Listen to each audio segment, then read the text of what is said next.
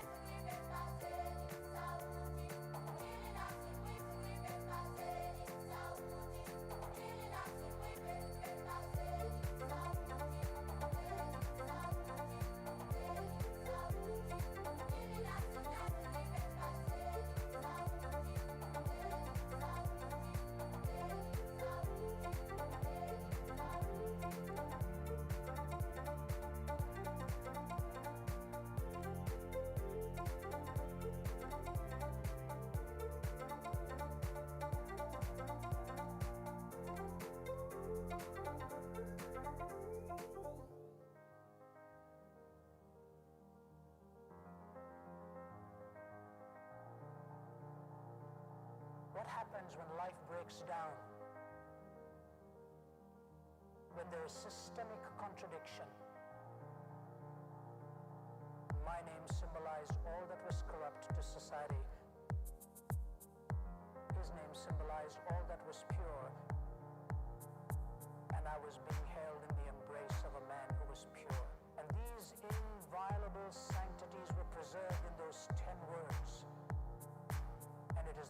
sacralization of all of these that has put us in the mess that we find ourselves. Isn't it true? Alas, it is much worse. A person may end up believing in anything.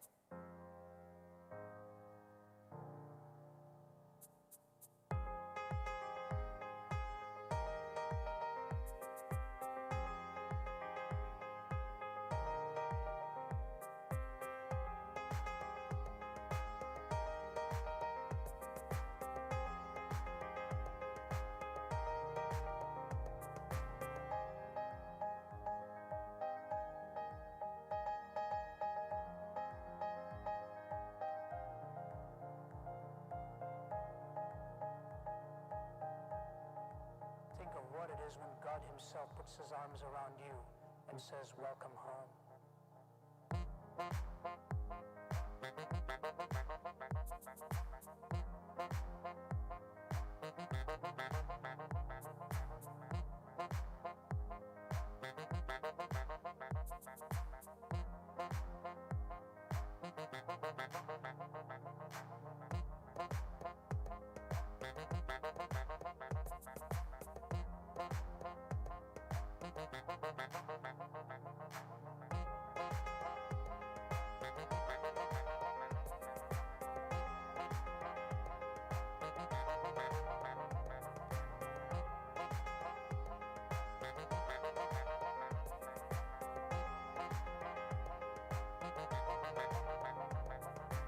What happens when life breaks down? When there is systemic contradiction. My name symbolized all that was corrupt to society. His name symbolized all that was pure. And I was being held in the embrace of a man who was pure.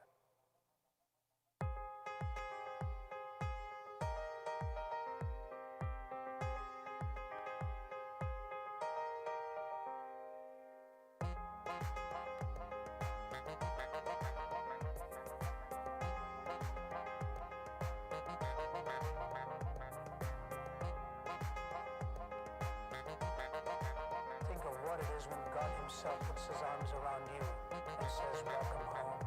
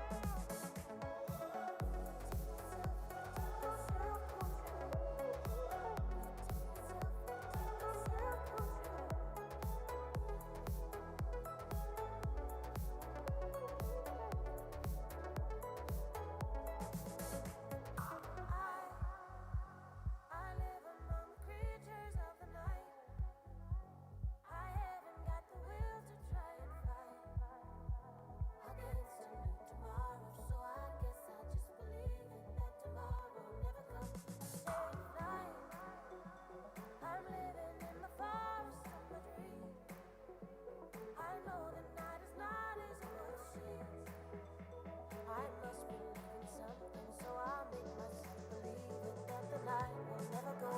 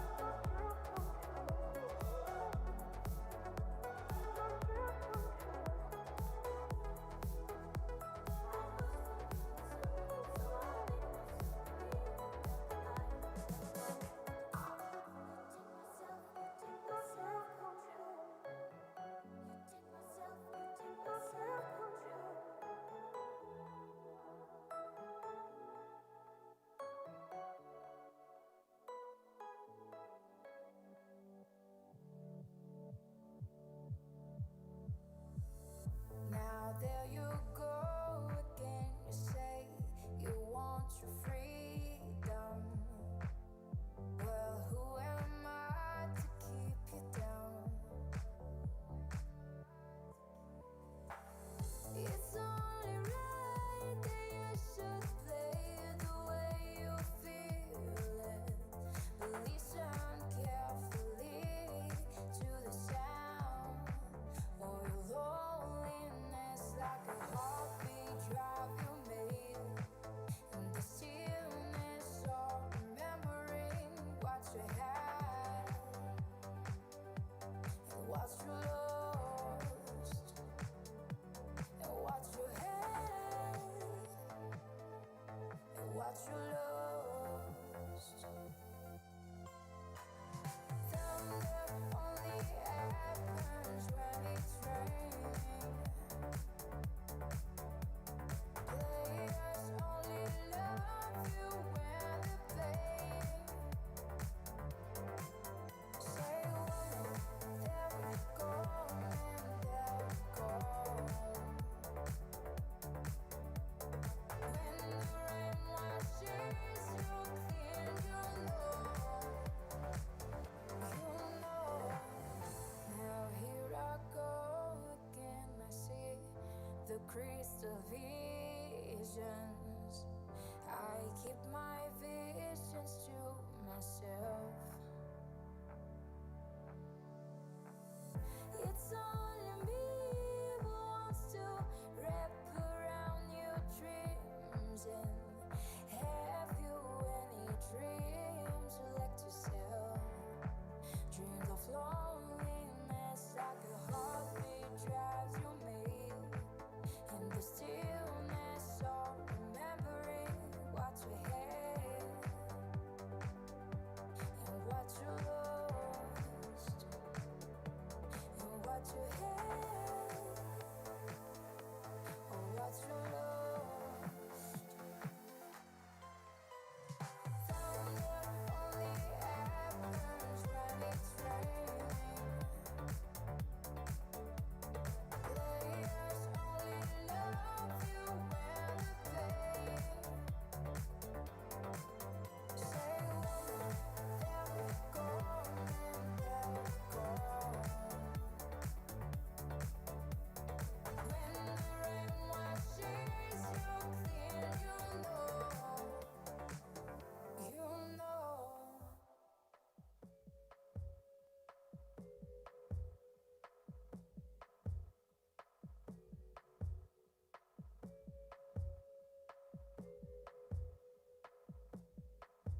When you come into my mind, I lose track of time.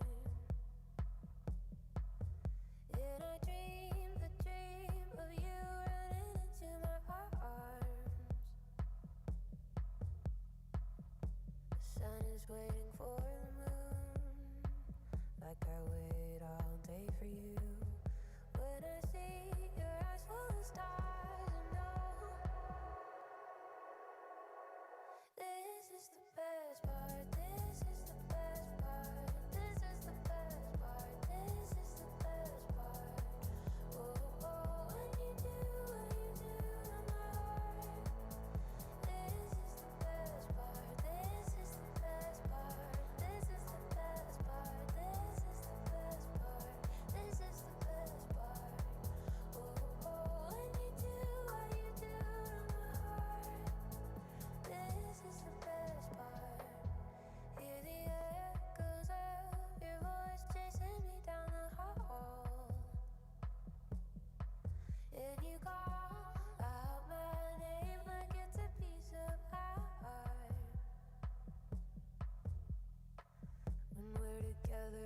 meant to be. I love the way you love me. We laugh, we smile, here we are. We know this is the best part. This is the best part. This is the best part. This is the best part. Oh, oh, when you do what you do tonight. This is the best part. This is the best part. This is the best part. This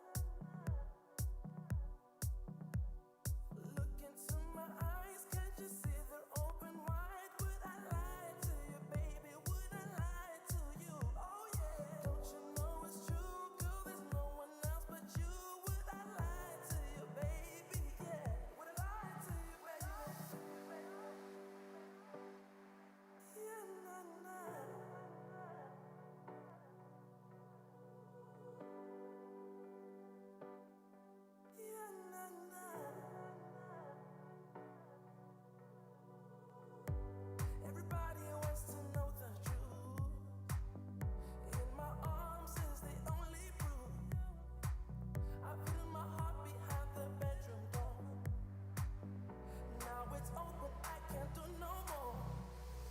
Look into my eyes, can't you see they're open wide? Would I lie to you, baby? Would I lie to you? Oh yeah. Don't you know it's true, girl? There's no one else but you. Would I lie to you, baby? Yeah. Would I lie to you, baby? Yeah, nah, nah.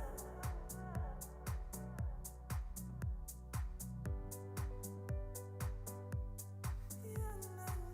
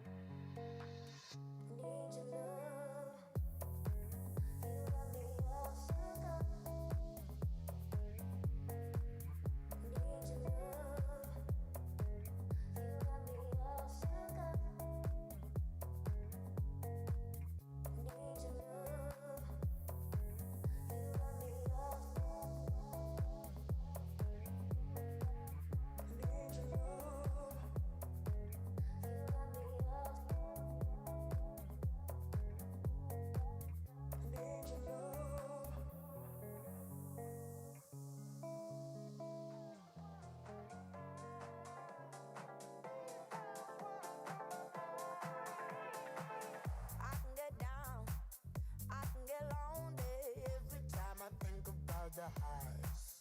Yeah, mess me around, and now you keep calling, wondering if you can make it right.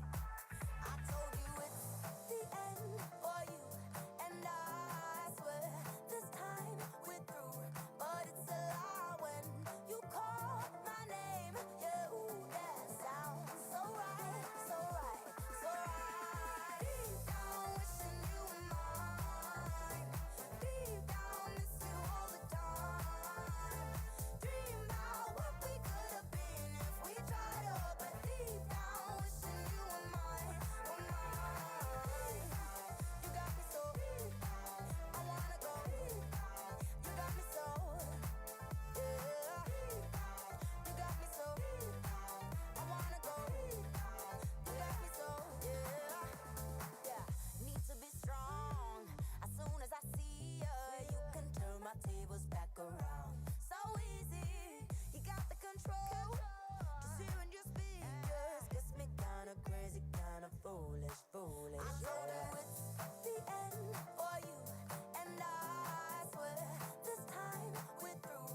But it's a lie when you call my name. Yeah, ooh, that sounds so right, so right, so right. Deep down, wishing you were mine. Deep down, miss you all the time. Dream about what we could have been if we tried up. But deep down, wishing you were mine,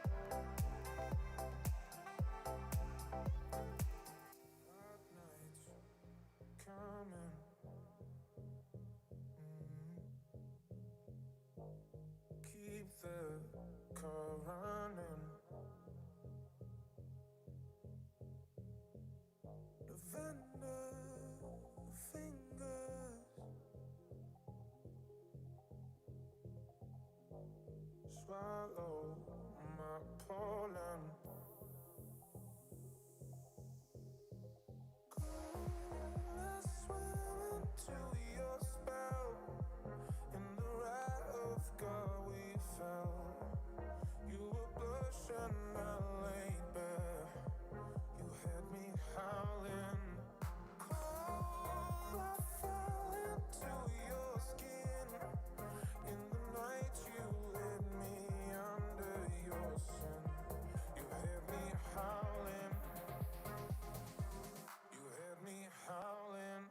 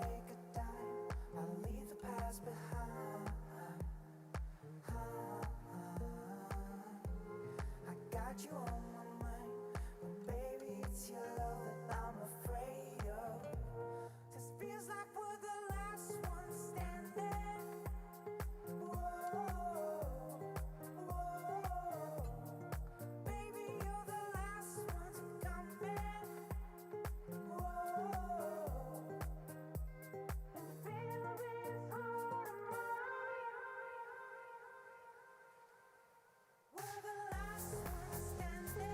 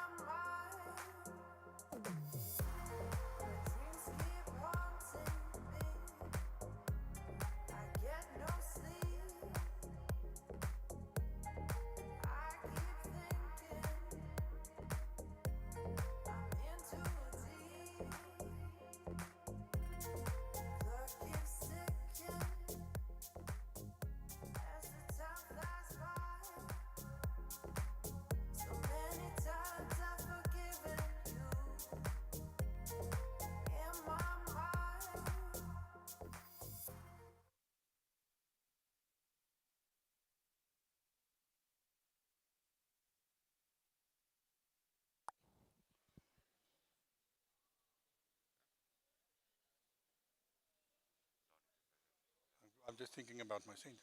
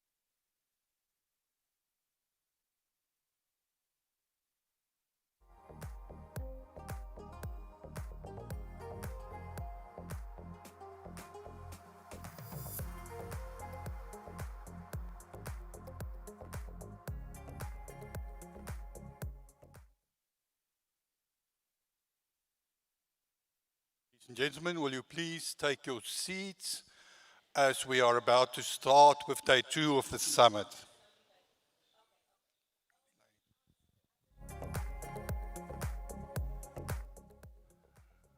Can all the delegates in the exhibition room please come into the summit area and take your seats? Thank you. I hate delays. As the time flies by, so many times I've forgiven you in my mind. My dreams keep haunting me. I get no sleep. I keep thinking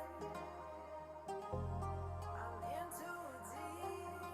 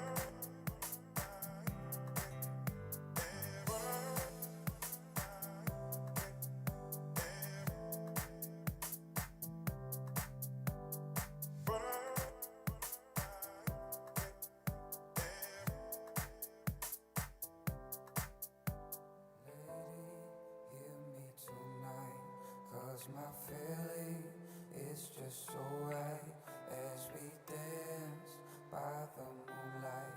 Can't you see you're my delight? Lady, I just feel like I won't get you out of my mind. I feel love for the first time, and I know that it's true. I can tell by the look in your eyes.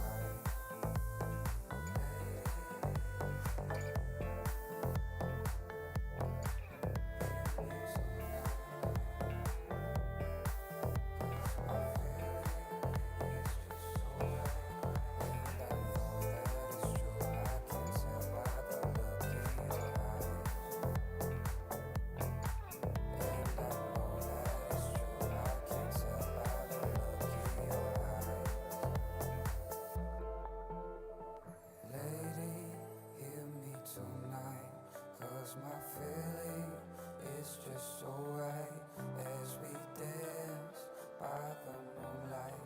Can't you see you're my delight?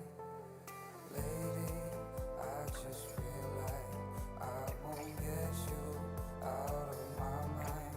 I feel love for the first time, and I know that it's true. I can tell by the look in your eyes.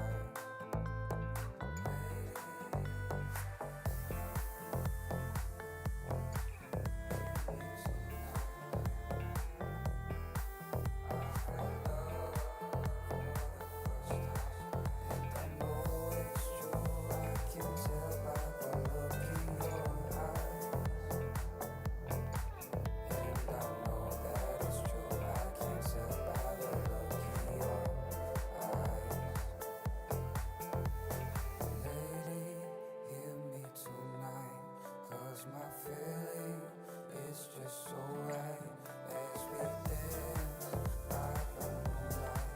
Can't you see you're my delight? Lady, I just feel like I won't get you out of my mind. I feel love for the first time, and I know that it's true. I can tell by the look in your eyes.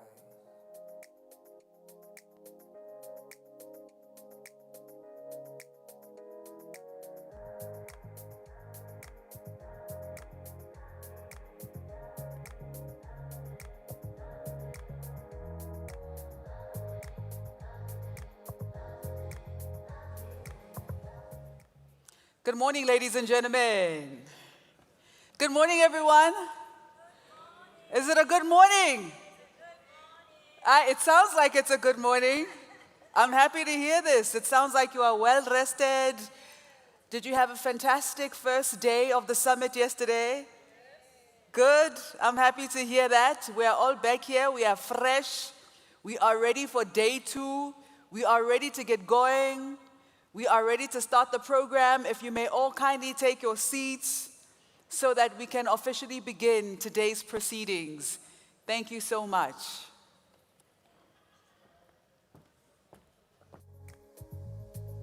And the world's alright with me. Just one look at you, and I know it's gonna be a lovely day.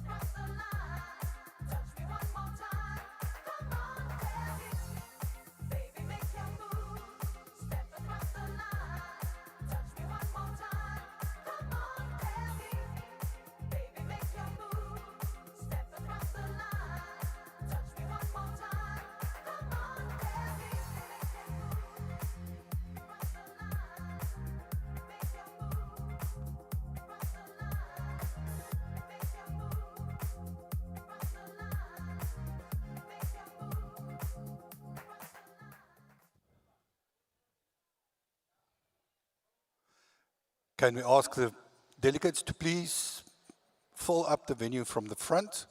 So if you're sitting at the back, please move more to the front as we don't have a full audience today. Thank you.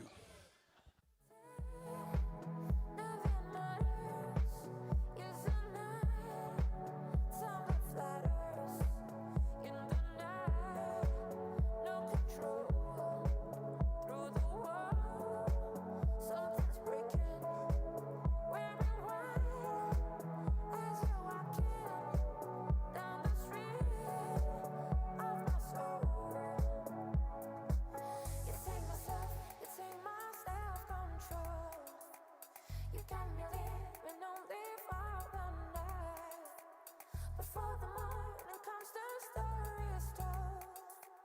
You take myself, you take my self-control. Another night, another day goes by. I never stop myself to wonder why. You help me to forget to play my role. You take myself, you take my self-control. I live among the creatures of the night. I haven't got the will to try and fight it. I guess I need tomorrow, so I guess I'll just believe it. That tomorrow never comes the same night. I'm living in the forest of my dreams. I know the night is not as it would seem. I must believe in something, so I'll make myself believe it. That this night will never go overnight. It's my world, city light, painted girl. In the day, nothing matters. It's the night, tired by the flatters. I live among the creatures of the night. I haven't got the will to try and fight it. I guess I need tomorrow, so I guess I'll just believe it. That tomorrow never knows the same night. I'm living in the forest of my dreams. I know the night is not as it would seem. I must believe in something, so I'll make myself believe it. But this night will never go.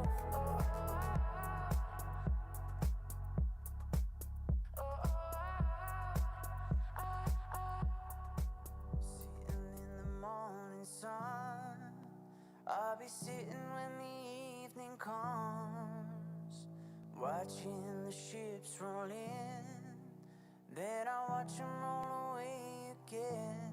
I'm sitting on the dock of the bay, watching the tide roll away. I'm sitting on the dock of the bay, wasting time.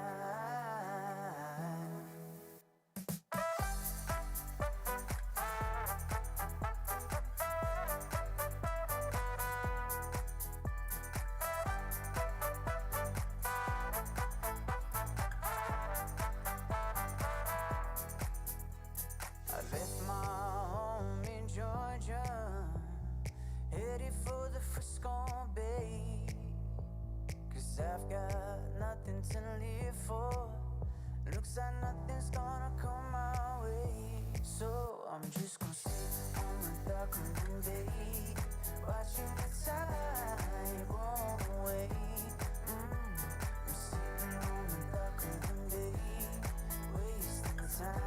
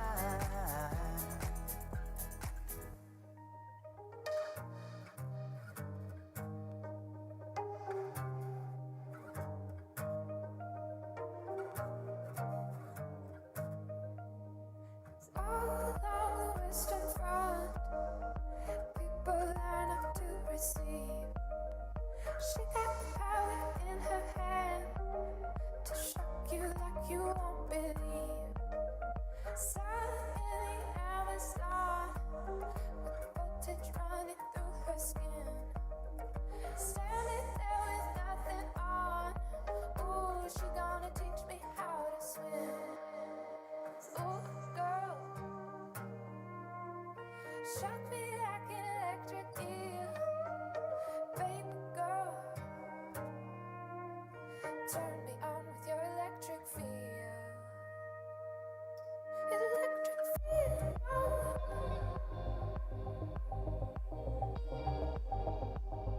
Electric feel.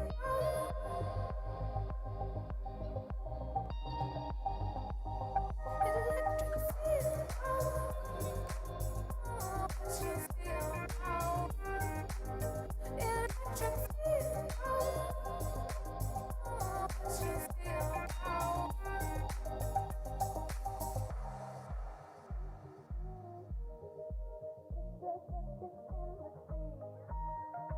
This is what the world is for. Oh, making electricity. You can feel it in your mind, or you can do it all the time. Plug it in and change the world. You are my electric girl. Electric feel.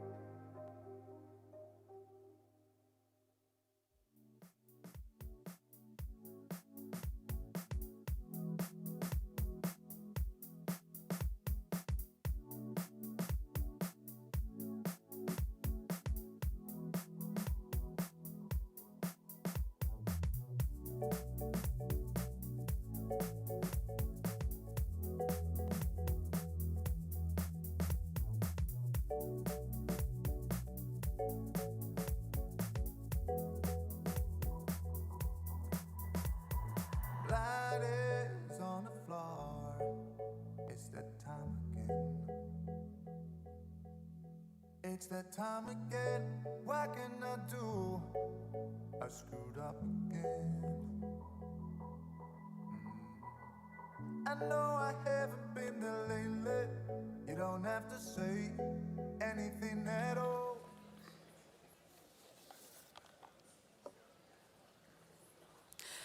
Good morning, ladies and gentlemen. Dumelang. Dumelang. Sanbonani. Molweni. Dimatekwana. Riperile. Goeiemorgen. Have I left anyone out? But because this is a global platform, I apologize in advance to our international visitors. Maybe someone can give me the German, the Spanish greetings this morning, if you feel that I've left any of those greetings out. But my name is Masachaba Mposwa. It is my honor to facilitate the second day of the SU20 Summit 2025. And picking up from yesterday's program, today we are letting our hair down. We are continuing with our robust engagements. And it is truly an honor and a privilege. And day one just got off to an amazing start, and we're going to continue that today. So I hope you're all refreshed and ready for another day of impactful discussions, ladies and gentlemen. So to begin, we'll take a moment to reflect on the key highlights and takeaways from yesterday. But before I introduce my first guest to do that, I would like to first and foremost just acknowledge our guests this morning who are joining us, starting with the SU20 chairman, Mr. Vuyani Jahana. Thank you very much for joining us once again and for your contribution to this legacy project. And also the DDG Delwa of the Department of Small Business Development. And I'd also like to recognize here today, who's joining us once again on day two, is the chairperson of the board of SETFA, Ms. Nonzuzo Makanda, who joins us as well in the audience. Thank you very much. And she made such incredible contributions in our panel discussion yesterday. She'll also be engaging us once again on this day as well. I'd also like to recognize the CEO of SETFA as well, Henro Kruger, member of the Portfolio Committee for Small Business Parliament of South Africa, and His Royal Highness Prince Fahad Abdulaziz Al Saud of Saudi Arabia. Thank you very much, and your delegation. Members of the media, all delegates, all entrepreneurs, all protocol is observed. Thank you. So to begin, let's take a moment to reflect on the day that was yesterday. Please help me to welcome the Deputy Director General of Enterprise Development, Innovation and Entrepreneurship of the Department of Small Business Development, Ms. Qinisile Delwa. A round of applause. Thank you. Buried in the snow, all this time I'm losing. Thinking of the cold memories are useless. I've gotta let them go, I've gotta let them go. Gotta let go of the summertime. Thank you so much, Program Director, the Chair of SU20 South Africa, Mr. Vuyani Jahana, the Member of Parliament, Mr. Kruger, representatives of the Saudi government. I see the Prince is not here, but I can see the delegation.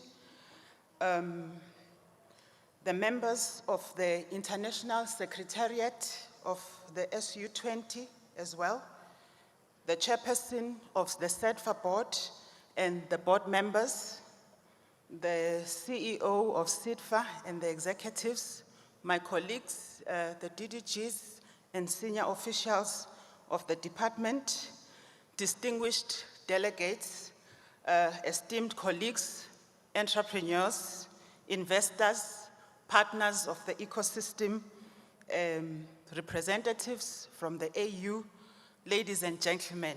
I think I have observed all the protocols. If I did miss any, my sincere apology. Mine really is to summarize some of the discussions that happened yesterday so that we can start the day with a reflection of what we have achieved the whole of yesterday. So I think the overarching goal really of SU20 is to accelerate cross-border market integration, but it's also to inculcate a culture of innovation. It's about digital transformation, it's about trade, but also it's about equitable access for developing economies, or especially countries of the South.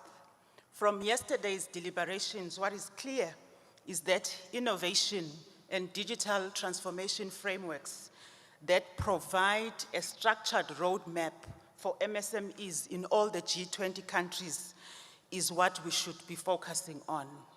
It's also about adopting digital transformation platforms such as artificial intelligence to enable access to market, to enable access to finance, to enable access to business development support, And so we have spoken about yesterday some of the initiatives that other countries are implementing, and we will highlight the e-vision, which really is about developing young entrepreneurs by connecting them as startups with entrepreneurial opportunities and global networks that are key drivers for economic diversification and the promotion of sustainable and profitable entrepreneurship mindset. The ecosystem enablers yesterday shared their experiences and best practice in scaling global entrepreneurship. We learned practical examples about tokenization in the agriculture space to unlock access to funding. We also learned how digitalization can assist in decentralizing access to finance. We also spoke about access to finance as a critical enabler to scaling up startups. We listened also to a number of interesting pitching ideas, some exciting global solutions as well. These don't only have potential to change the world for better, but they are businesses also with the potential to grow and contribute to the global GDP.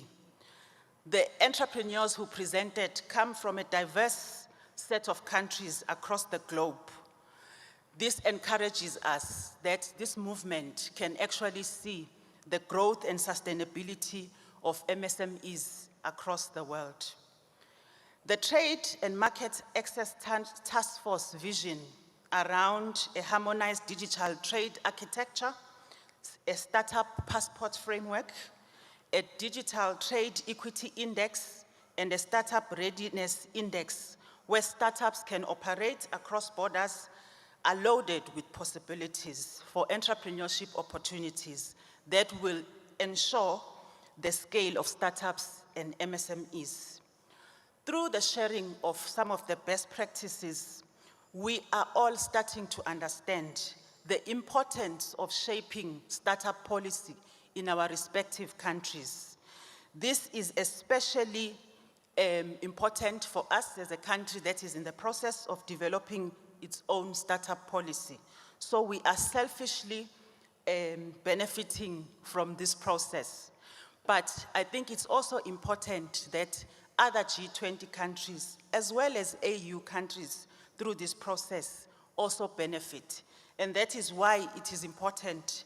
And we agreed in the meeting that we had in the evening with the International Secretariat that the momentum we've built around the SU20 must not die down, and that we need to work together and make sure that we include other G20 countries who are not here today so that this movement grows. So as we start the day today, I think for us is really to take stock of what we have discussed. I think the main issue is to consolidate everything today and come up with very clear plans of how we are going to deal with the work of the Startup20 going forward. And as South Africa, we remain committed in doing just that. Thank you very much.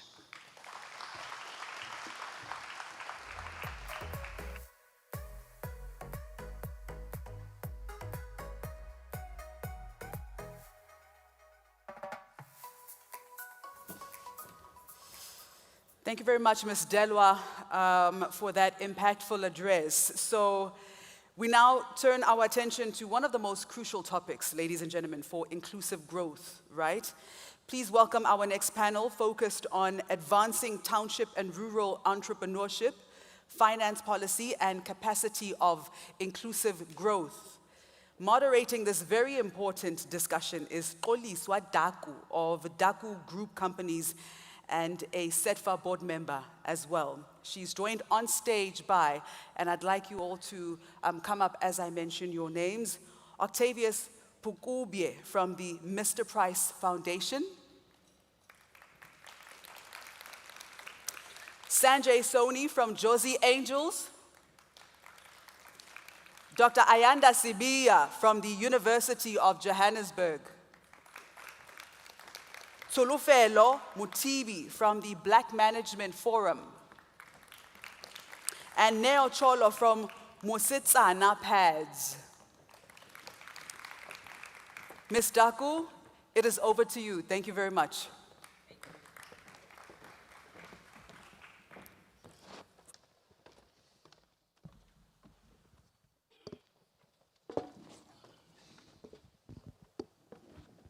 Thank you very much, Program Director, and indeed we thank the SU20 Chair for giving us the opportunity to deal with this powerful topic, and good morning to all the delegates and as well as leaders within the room. Our major context is to actually look at advancing township and rural entrepreneurship, and some of the areas that we're going to be looking into is definitely your finance policies, capacity for inclusive growth. And when talking about inclusive growth in our case is then to deal with those marginalized communities where high density population exists. And for us, it is about mobilizing and ensuring that the G20 nations align this topic to the mandate for this year, which is about advancing the vision of solidarity, resilience, and as well as also equitable prosperity. But one of the things that we need to take note of before my colleagues speak is what is township, because we're dealing with this from a global perspective. And we've noted that in Brazil, they are called favelas. You'll find that in the US, it's called your public housing or neighborhood areas. There's more to that. Also in India, they are called slums, as well as in China, they are urban villages, as well as kampongs in Indonesia. So our role is actually to dwell into the recommendations in the policy, to contextualize the locally led or specific innovation solutions that we believe that will take these areas forward. In front of me, I've got colleagues who have been working on these different areas and have spent a lot of time to contextualize them from a global perspective. And I'll start with Octavius, who is going to delve into the finance side of things and share with us some of the critical elements that we need to look into or which are in the report with regards to finance. Over to you, Octavius. Good morning, colleagues, and thanks so much, Chair. Going off script here, the queued first speaker was supposed to be Sanjay, but it's really such an important conversation.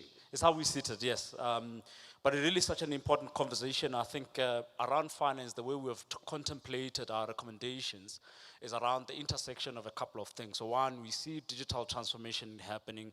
We see digital penetration happening across our society, especially the more marginalized communities. And we see that firstly as an opportunity for us to bring as many people inclusively in them accessing credit, firstly, and other forms of finance. And entrepreneurs in this kind of settings can use these digital channels for them to be able to access credit and empower their businesses. And therefore, one of the things that we've really, really thought about very strongly is one, how much do we use the data that is available for us through either their behavior in retail, their behavior in how they use money, mobile money, their behavior and how they interact using their mobile devices, and how we use that data to contextualize and score their credit worthiness in order for them to access capital. And we believe very strongly that now is time to no longer rely on these marginalized communities, because that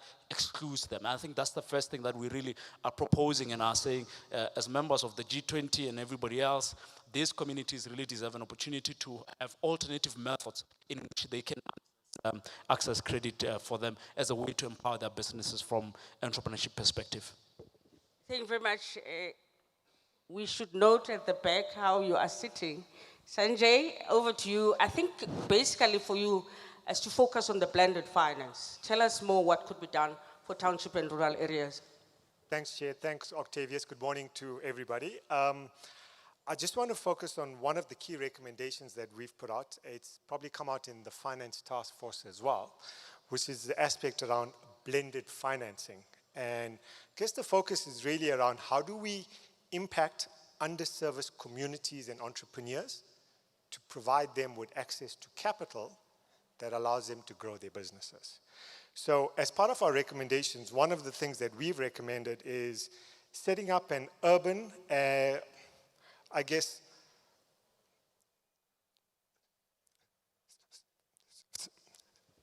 Sorry. Sorry, Chair, about that. I guess it's for us to set up an urban fund that's basically decentralized across 10 regions. In terms of the process, for us to have a transparent selection process that's paired with post-investment technical assistance. In terms of the second aspect, in terms of how the fund would operate, we're looking to basically localize the actual operation of the fund, basically based in terms of TVET, in terms of incubator partners and the likes. You've, I guess, touched in terms of the credit scoring process already.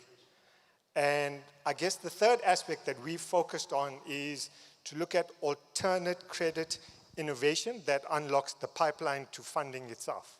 And there our intention is to partner with banks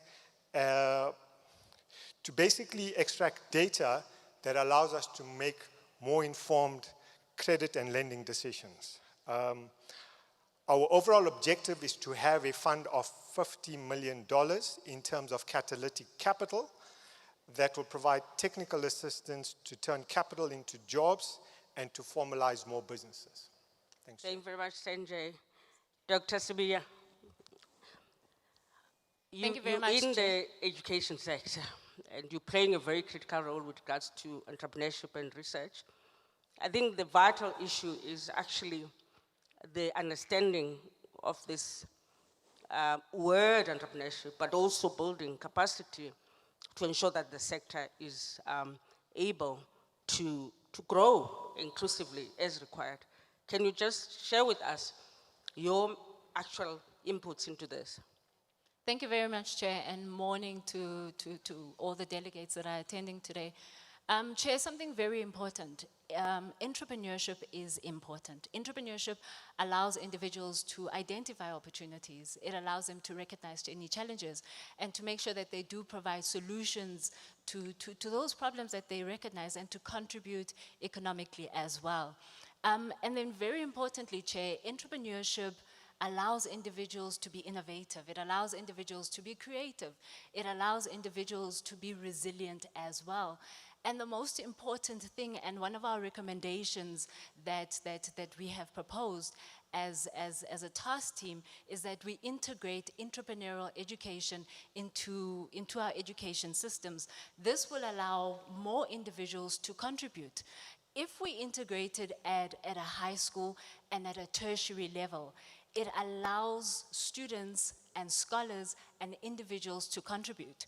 So for an example, when we look at this practically, we can then say a student or a scholar who is in high school who has learned about entrepreneurship, because entrepreneurship has been incorporated into their learning system, that scholar, if they are not given the opportunity to be accepted into a university, for instance, which is the reality of a number of South Africans and also other scholars as well internationally, that individual can contribute into the economy. That individual can be innovative, they can be creative, they can also be resilient. But if that scholar, for instance, is then accepted into a tertiary institution and becomes a medical doctor, for instance, that particular scholar can, as by default we know that most medical practitioners are practitioners that are entrepreneurs, because they open up medical practices, they open up surgeries. So that particular individual can be an entrepreneur who can hire more people into the system. And then another strategy that we proposed or that we recommended is to provide inclusive and equitable access to training, which is very important. So for an example, students and scholars in rural areas and students and scholars in urban areas should have the same level of opportunities. So for instance, innovation hubs should be there in rural areas. Innovation labs should be there in rural areas, as well as training programs should be there, and mentorship should be there. So equal opportunities in rural areas should be there for learners, for individuals, as they are there in urban areas. Thank you very much, Chair. Thank you very much, Mr. Motibi. Dear man. Sir, I think the basic thing is definitely, these are definitely high density population areas, and they tend to actually lend themselves with challenges of infrastructure from all angles. So take us through those recommendations Thank to you, better Chair. them. Good morning, everyone. I think what is very important is marginalized communities are really faced with a serious challenge. And I think the speakers have spoken about access. But what is important is that the infrastructure. It is very, very important for us to be able to say, how do we build an enabling infrastructure for the rural and township entrepreneurs to be able to flourish? Now, infrastructure, the way we looked at it as a task force, we looked at it in two ways. There's physical infrastructure, whereby we're going to look into, what access do they have in terms of roads, in terms of facilities where they can operate, in terms of that. Number two, it is the digital infrastructure. And unfortunately, when you look at different townships or rural areas, like Chair's mentioned, when you get there, there's not even signal. You'll find that even though there is a digital platform that I need to transact, unfortunately, due to the infrastructure not being there, I'm unable to do so. So now what we are calling for is that by 2030, all marginalized communities should at least have the infrastructure for them to operate. And I will come to the point where what we are looking into is to say, how do we then collaborate with institutions of higher learning, TVETs, universities, to be able to bring that infrastructure to the SMEs in the rural and township sector. And then number two, we're looking into, obviously, how do we make sure that we create innovation hubs? Those innovation hubs should be the ones that are able to assist. I think already, just like Ayanda said, in terms of education, we know that once we digitize that process, we'll need education as well, obviously. But I think within the township space, a lot of people have digital, what are these modern phones, that you find that like Octavius has said, in terms of financing, we could work on that, but we still need to capacitate them to make sure that they are able to flourish in that. Thank you, Chair. Thank you very much. Now, Mr. Kur, there's a regulatory challenge. We know that we can all aspire to have these areas accommodated, but we can spend the whole day to say there are obstacles to them to function as well. So from a regulatory support, what are those key elements that we've put forward? And actually, what is it that we need to do to unlock those barriers within the regulations? Good morning, Chair, and good morning, delegates. So on the regulatory and also the policy reform, I think everything that has been mentioned, it requires inclusive and also sustainable policies in place. So what we have put in place is that we have recognized the challenges that people go through, which is sometimes the financial barriers there that exist. We see most of people, especially young people in rural areas and also township, can't access finances because of the barriers that exist.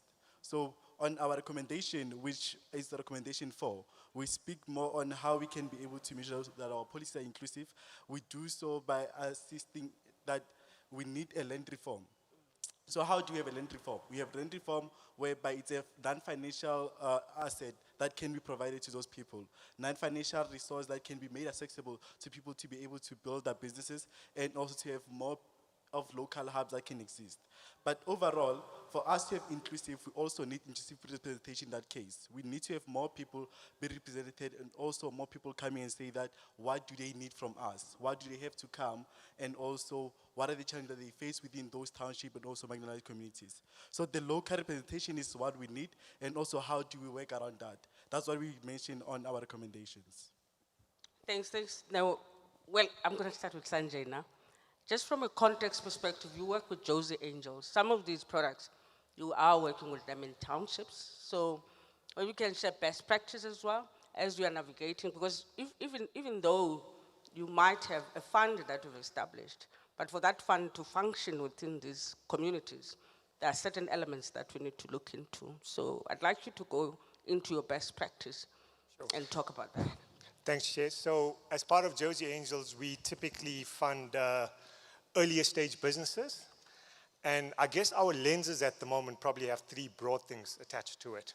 The first thing, we need to understand the entrepreneur and the specific business that they're operating in. Second is, we need to understand the market opportunity. And the third thing is, if we provide them capital, how far does that capital take them? And are they able to access additional market opportunities? So for us, it comes down to two principal things: backing a founding team and clearly understanding the market opportunity associated with that particular business. I guess from our experience, what we typically see is that a lot of the businesses we fund are not township-based because of the credit lens that we apply. It's individuals taking our own money and investing it in other individuals. So our credit lens on that is slightly different. Our suggestion as a task force was to say, putting in a blended fund allows us to augment our risk, because private sector capital coupled with public sector capital allows us to augment the risk. And the key challenge from a private sector basis, I guess, is how do we augment our risk, but at the same time do two things: provide the necessary capital for entrepreneurs to start and grow their business. And the second equally important thing is, how do we provide them with access to market opportunities, not only locally, not only in the country, but globally, to expand their businesses? I guess, Octavius, coming from a SITFA perspective from us, all the time we're developing township products, and you know, spaza shops, we've got a couple of products that, but one of the things that we've realized is the fact that you need, Octavius, Sanjay talks about the private sector partnerships, but some of the things that we realized, there's a need for public and private sector partnerships, and we found ourselves in situations whereby we have to have a grant attached to that, because the industry doesn't touch or doesn't trust these businesses. So do we have enough credit guarantees to support these township and rural entrepreneurs? Yeah, that's a difficult question. And I'll try and kind of cover it also with the sort of recommendations that we've made in the contemplation of this particular challenge.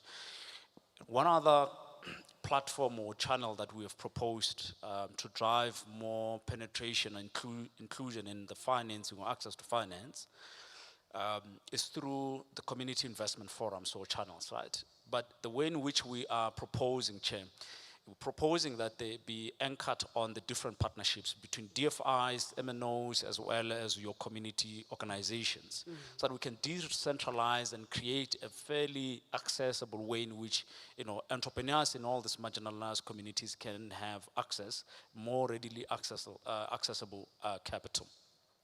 One, the partnerships that can be forged or what that should be forged with DFIs like yourselves and others across different nations invite the interest of also private capital, whether through banks, invite the interest of those that are high net worth individuals, because you've got the guardrails to ensure that the finances are transparently managed, are decentralized, but are executed and deployed in such a manner that gives more confidence in the quality of the deals that you have, in the quality of the pipeline that you have, that has all the infrastructure that has been trained. One of the things that we are also promoting or proposing and promoting is that there be also capacitation that is provided for at that localized level. So important to note that we are saying, as part of enabling more rural and entrepreneurs and urban or township entrepreneurs in these marginalized communities, that there be more structured way in which capital gets to them faster, decentralize it. But decentralizing it requires you to bring different partners across the board. Importantly, MNOs also are very important from the point I made earlier around how you are able to utilize the different infrastructures that are available in the market. And those are the things that builds and provides the confidence in allocation of capital. Thanks, Chiefers. Dr. Smith, our people are not educated. And it's not about only the practical classroom education, because some of them have got the talent. We know in the respective sectors, the products that they are able to produce. You spoke about incubators. Maybe you can share further from the University of Joburg some of the best practice that you're busy with. I know you've been in China as well recently. We talk about urban villages. What is it that we can do to ensure that this sector, in this sector, there's less what we call marginalization? Because from a South African perspective, it was an apartheid system, but we're in 2025 now, 30 years down the line. We need to stop calling that. We need to make sure that they become what they want to be. And they actually call themselves not being informal. They say they are formal. Thanks. Thank you very much, Chair, for that question. Chair, I think the most important thing is that over and above what we offer in academic institutions, there's a number of different programs that we can introduce. And the most important thing, Chair, and a recommendation that we have as a task force is that we design curriculum that is research-based, but for the local market. We know the problems that we have individually as countries. Therefore, once we put together and we collaborate as academia, as public sector, as private sector, we then able to say, if you don't come in as a student, as a learner, you can come in as an individual into these programs. We then design those programs that are designed by academics for facilitators. We also come in and say, as public sector, can you perhaps assist with this? As government, can we perhaps build infrastructure? Can we perhaps build innovation hubs? Can we perhaps build labs that people can come into? And because public sector has equipped them with data, has equipped them with digital and literacy skills, individuals from the community can utilize these resources that are there. And as mentioned previously, Chair, government cannot do this alone. It's a collaboration between academia. It's a collaboration between public and private sector as well. And then very importantly, Chair, I think it is something that we need to prioritize in all nations, and the fact that we need to make sure that all this content is localized. What is India's problems, and how do we address the problems that India is facing? What are South Africa's problems, and how do we address that? And as indicated earlier, Chair, is that entrepreneurship allows everybody to be creative and to contribute effectively. Therefore, you are able to have people contributing into the economy with the level of education, the level of creativity that they have. Yes. Thank you, Chair. Thanks. Well, it's probably a topic that's also close to our chair of SU20, digital transformation. We understand what you said earlier. There are no systems in these areas. Hence, these businesses from time to time are struggling.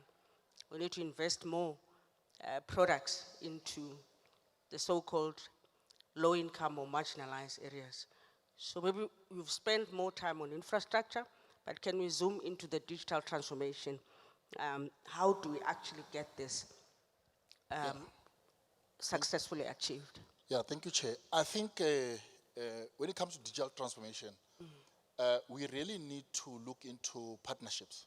I think in our SU20 journey, we had the likes of MTN, we had the likes of Vodacom, and one thing that I would like to mention, I think it was last week, where Starlink and Vodacom, let's leave the politics out of it, but I think when you look at the deal that Vodacom signed with Starlink and connecting the entire Africa, it is a game changer for entrepreneurs sitting in Oshodi in Nigeria, and it's a game changer for entrepreneurs sitting in Brazil, in the slum somewhere, because of the ability to connect.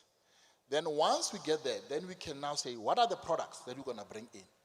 And then when you look at issue of digitization, we need to start now making sure that when we look into households, they must be integrated, and then you find that schools now, government is integrating them. So how can we make sure that because I know that in other countries, governments are digitizing schools, how can the community benefit from that?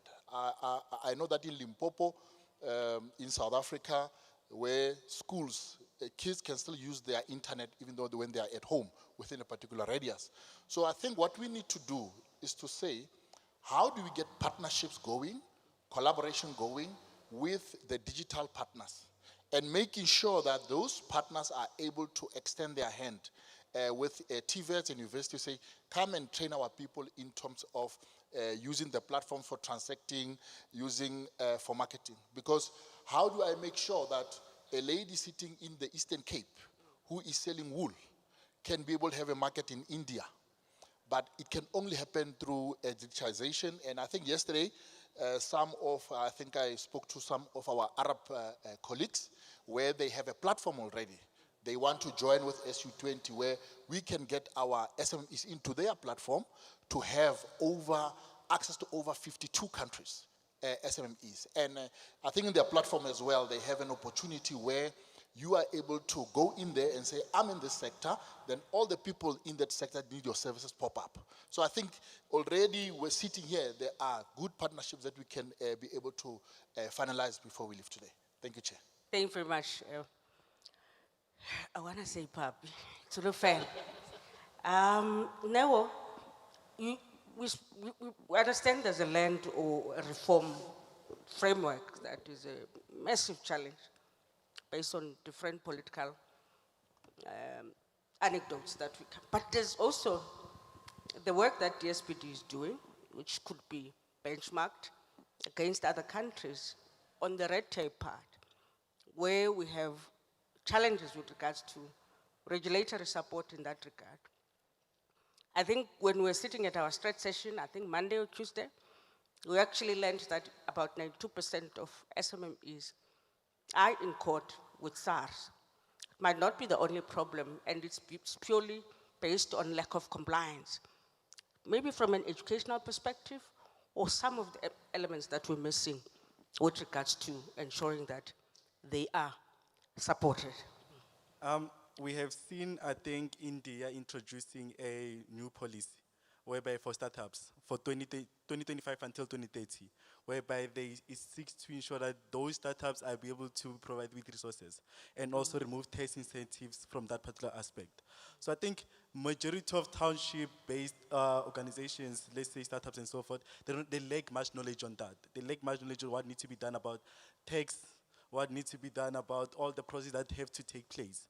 So on education perspective, I think it is good for us to make sure that we have local offices that are there to assist them to work around how they can be able to comply to all the SARS tax issues and so forth. But on the other aspect is that we have more non-remote areas that exist within our countries and so forth. So how do we now get those services being provided to them? We have to now establish local offices of SARS and also establish more local offices of compliance that have to come there and assist them. So I think accessibility is a problem here. We have more offices that are based in urban areas but not in township and also not in rural areas. So how do we get to have those people coming to assist? I think one of the things that we have been able to look into is that we have more young people are coming to this place. Young people don't know much about the business aspect. Young people are unemployed, do just want something to come and work on entrepreneurship. So this is something that we need to provide and something that we need to see more young people having access to, which is us bringing services to them. One thing that we have failed to do much of the time. So we need to bring service to the people and let services be given to those people. Thanks, because we don't have time to talk to the audience. Maybe some parting thoughts from anyone, all of us, with regards to, we've said it all, it sits in the policy on the governance framework. Because at the end of the day, for these to function, there must be a proper governance framework. Otherwise, we're going to continue to have obstacles, irrespective of which area it is. Yeah, thanks, Jai. I'll take a step at the parting shot quickly. I think what is important in our proposal is around how do we revise, we consider revising national mandates and ensuring that the regulatory frameworks that govern the flow of funds towards entrepreneurs in marginalized communities, and then introduce different practices in there that compel or incentivize different actors in the ecosystem, including banks, reserve banks, intermediaries, pension funds, etc., including as well tax policies, so that we are able to drive more community-based and more localized investments to the entrepreneurs that are in this area. So having these frameworks are really important. I think in addition, I wanted to just maybe drop that in the perspective to enable all the other elements, whether it is digitizing how we do credit scoring, how we do blended finance with different instruments and different pools, how do we enable education, etc. So thanks, Chair. Thanks. Any other thought? Chair, We can all go for it. Chair, perhaps just a comment. We've spoken a lot about community finance, and everybody speaks about community finance not being formalized. We're using the word informal. Perhaps the conversation needs to change. It's under-recognized. And how do we start to, again, recognize and formalize the notion of community-based financing? Thank you very much, Chair. Chair, because I'm in the education space, I tend to focus more on education. So for me, it is to equip young people with the opportunity recognition skills. We need to equip young people with digital literacy, with innovation capacity, and with practical business knowledge. And I think those are the most important parts of our recommendations. Thank you very much, Chair. Yeah, thank you very much. I think for the infrastructure part, from the government's perspective, government must understand by building a bridge, just one bridge can connect the entire villages, the ecosystem, in terms of making sure that movement of people and all that. So government needs to understand that putting in that infrastructure, by putting that one tower in that remote area can change their lives completely. Number two is that government, again, I think we have worked well with a small business department in South Africa, and we have interacted a lot with them. So in terms of integrating what our recommendations are in their policy, that's very important. And lastly, the business, public-private partnerships with marginalized communities is very, very important. Because sometimes big business move into marginal communities and take over. And then small business suffer. And I think Mr. Price Foundation. But what we need to do, we need to say, when big business, you go into those areas, partner with the SMMEs at that level. And that's what we are calling for. Thank you, Chair. Oh, you're fine. I'm fine, Chair. Thank you very much. Well, I think with everything that we've said, it boils down to collaboration. And I think for us, it's very important for G20 nations that are going to be sitting next week to realize the need for partnerships in terms of investment in education, in the global funds that we're looking at in these areas, the digital infrastructure that is required, as we believe those would be able to ensure that startups reach the inclusive growth that is required. Partnering. We've got to be conscious of the sectors of growth that will make us to be globally competitive. Thank you very much for listening to us. Thank you.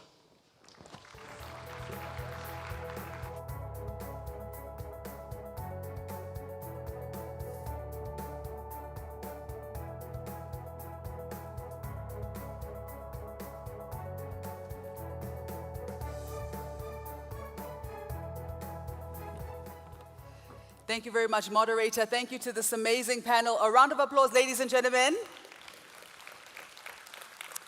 So, some of you may know, but I think most of you do not know, or I hope you've been sharing the handle, but we are live on YouTube.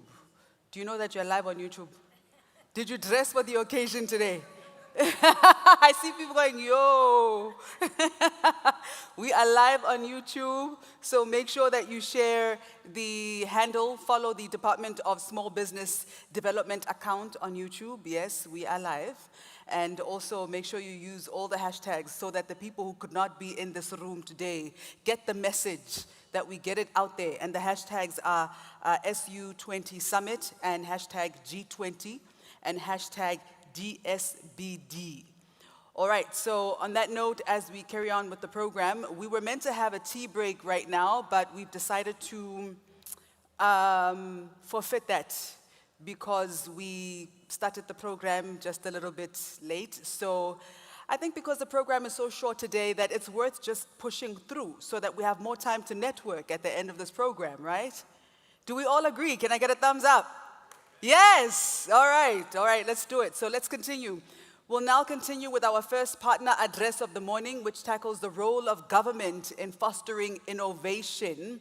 And on that note, ladies and gentlemen, I'd like you to help me welcome the Entrepreneurship General Manager at National Technology Development Program. Please welcome Mr. Khalid Al-Mutawa. Round of applause. Thank you.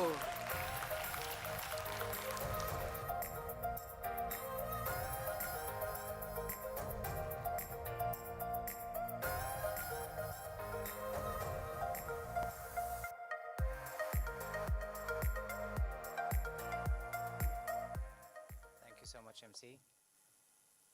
Thank you so much, guys. In the name of Allah, most gracious, most merciful, for your Royal Highness, Your Excellency, your distinguished guests, ladies and gentlemen. It's a great honor to be here today with you in the G Startup Summit, here in a nation known for creativity, diversity, and ambitions.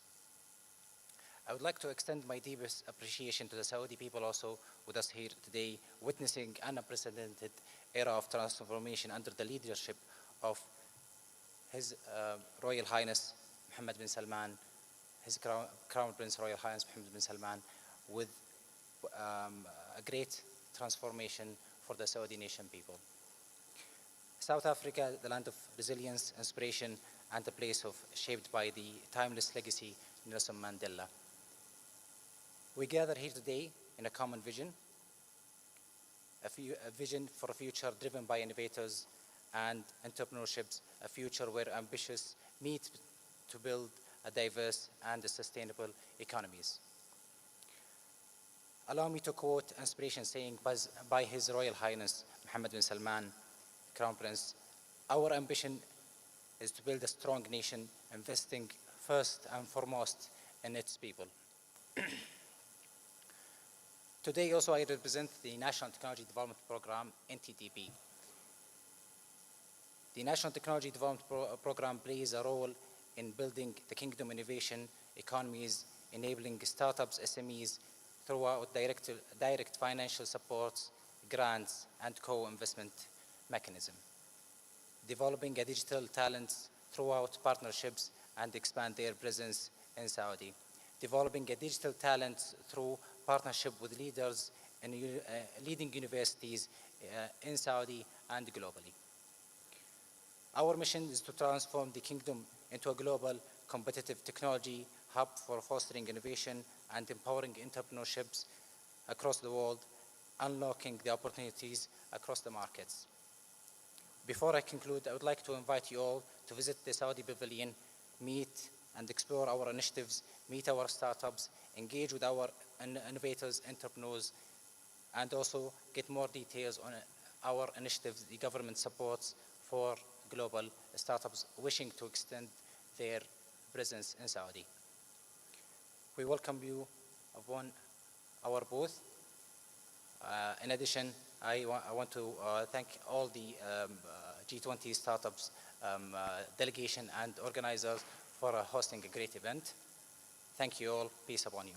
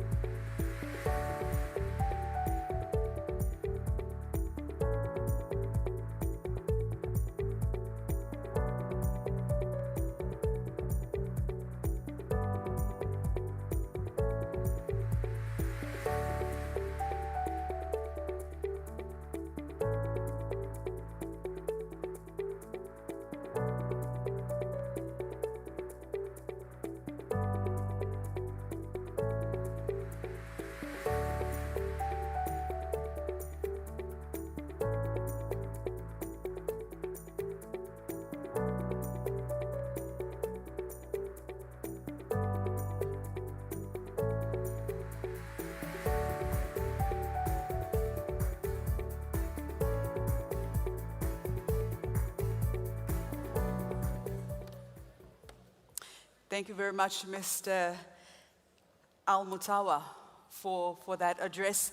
Also for our delegates to please note that you can further engage at the Saudi Pavilion. Please make sure that you make your way there during lunchtime or throughout the networking session.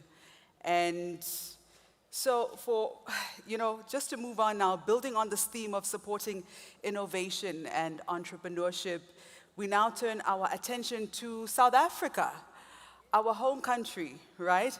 Let's welcome a very special woman, a woman who is invested heavily in the development of businesses in general, but especially small business development and entrepreneurship.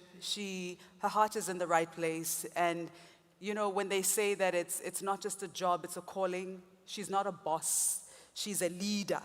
Ladies and gentlemen, continuing on this theme of ecosystem support, it is my pleasure to introduce the chairperson of the Small Enterprise Development Finance Agency, SEDFA, Ms. Nonzuzo Makanda. Thank you.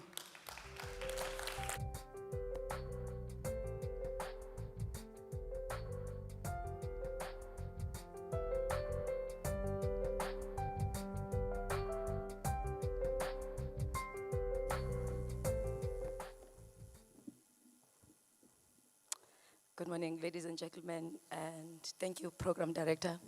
I would like to stand on the protocol that DDG Jelwa has already observed.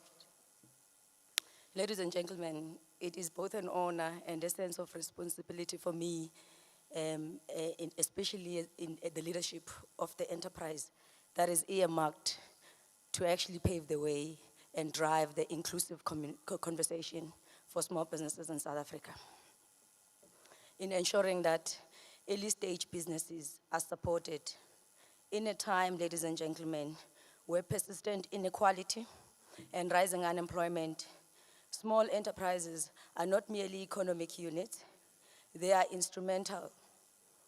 They are instruments of inclusion, they drive innovation and economic resilience in societies. So what is our role as SEDFA in making sure that we catalyze early stage growth for small businesses? At SEDFA, our mandate is very clear.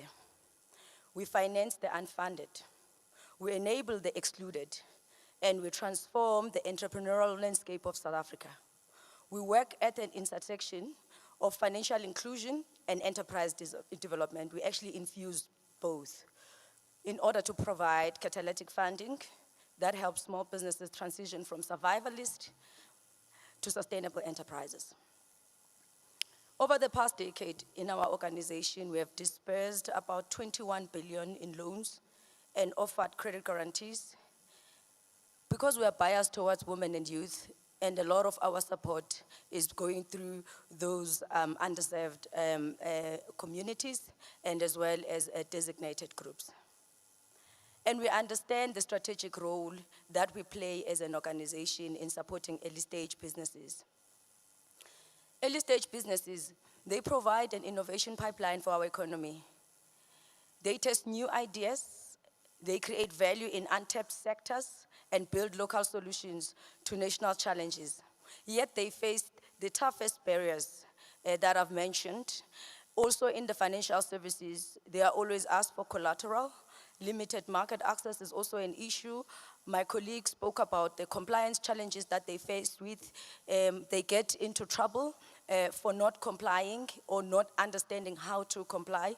So at SEDFA, we understand that it is our role to make sure that business development support is not just a talk show. It is something that we stand for. It is an anchor of our development. When we craft our projects and programs, we make sure that we infuse both the BDS with the access to finance so that we're not going to leave anyone not supported, because we cannot expect to sit and wait for the pipeline that is ready to come on our doors. We've got to be involved in creating that pipeline.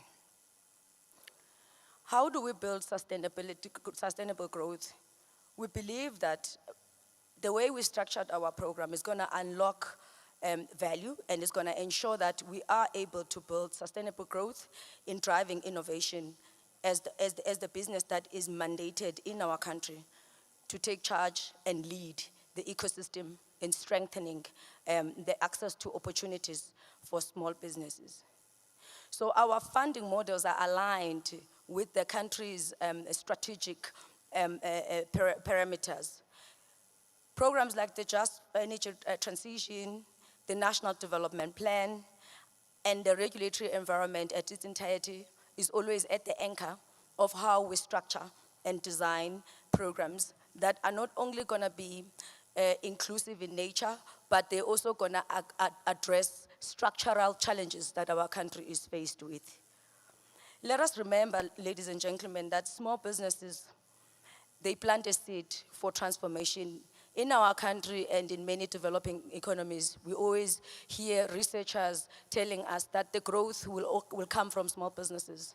The growth is not going to come from blue chip companies. They've grown too much such that there isn't a lot of room to create new job opportunities.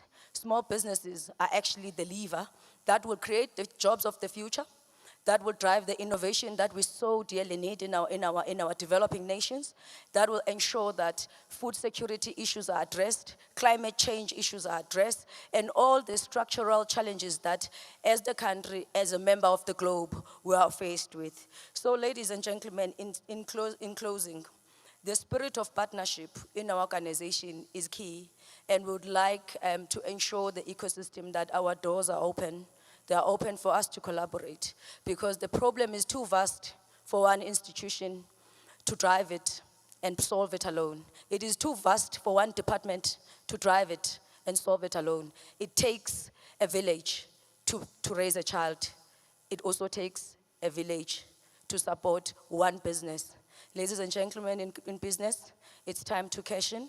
It's time not to be apologetic, and drive change in your respective communities, and make sure that we drive the South African economy, and that growth will also spill out over to the other economies that we are a member of. We are part of the global ecosystem, and we are also part of the national ecosystem, driving change and supporting business. It's time, ladies and gentlemen, to increase the volume. The music is playing, but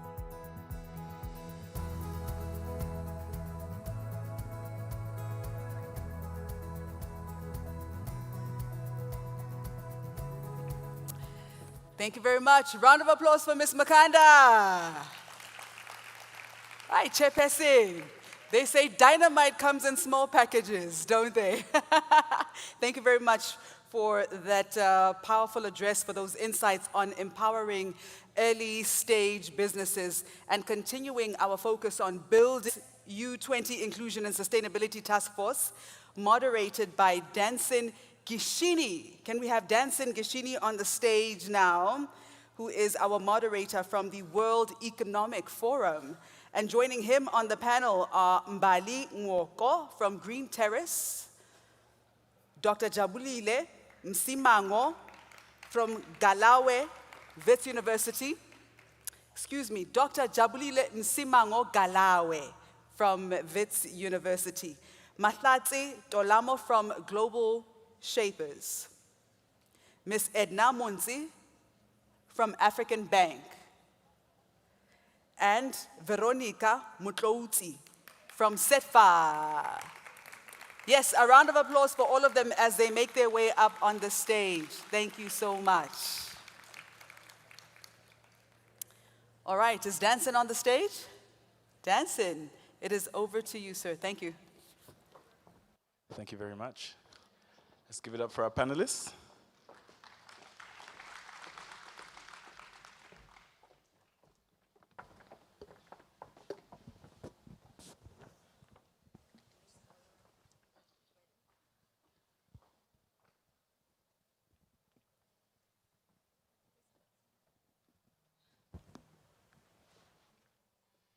I think we're just waiting for Mbali.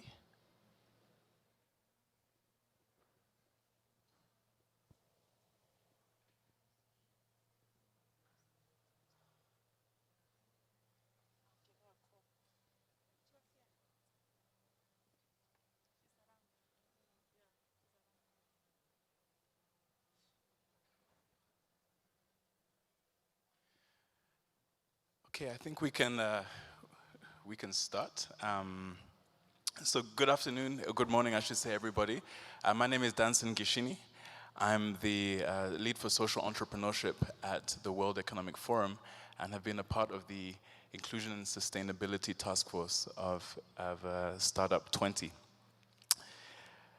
Across South Africa, the continent, and globally, MSMEs are the backbone of our economies. They make up around 90% of all businesses, over 70% of employment, and half of global GDP. And in Africa, they represent more than 90% of businesses and over 80% of jobs. Globally, yet globally, MSMEs are responsible for roughly half of business sector emissions, and so we can't really reach any climate targets without them. And 70% of small businesses say that they need external finance to cut emissions, while only a third have ever been offered an incentive. In Africa, we hold 60% of the world's best solar resources, but receive only about 2 to 3% of global clean energy investment. And that gap between potential and support is exactly what the recommendations of the Inclusion and Sustainability Task Force try to address. If I was to summarize the vision of this task force over the last few years, our task force set out a very clear vision. By 2030, we want an MSME global ecosystem that is inclusive, sustainable, and climate smart. And to get there, our recommendations focus on 3 main strategic pillars. The first is mobilizing green finance and expanding inclusive capital access. The second, embedding ESG and education for sustainable development into entrepreneurship. And third, building digital public infrastructure that makes MSMEs viable and able to access support and markets fairly. Today's discussion is about bringing these recommendations to life with real examples, practical insights, and a clear view of what the G20 and Startup20 can do next when it comes to inclusion and sustainability. To do that, I'm pleased to be joined by a distinguished group of panelists. We have Jabulile Msimango Galawe, known as Dr. J, entrepreneur, author, and senior lecturer at the Wits Business School.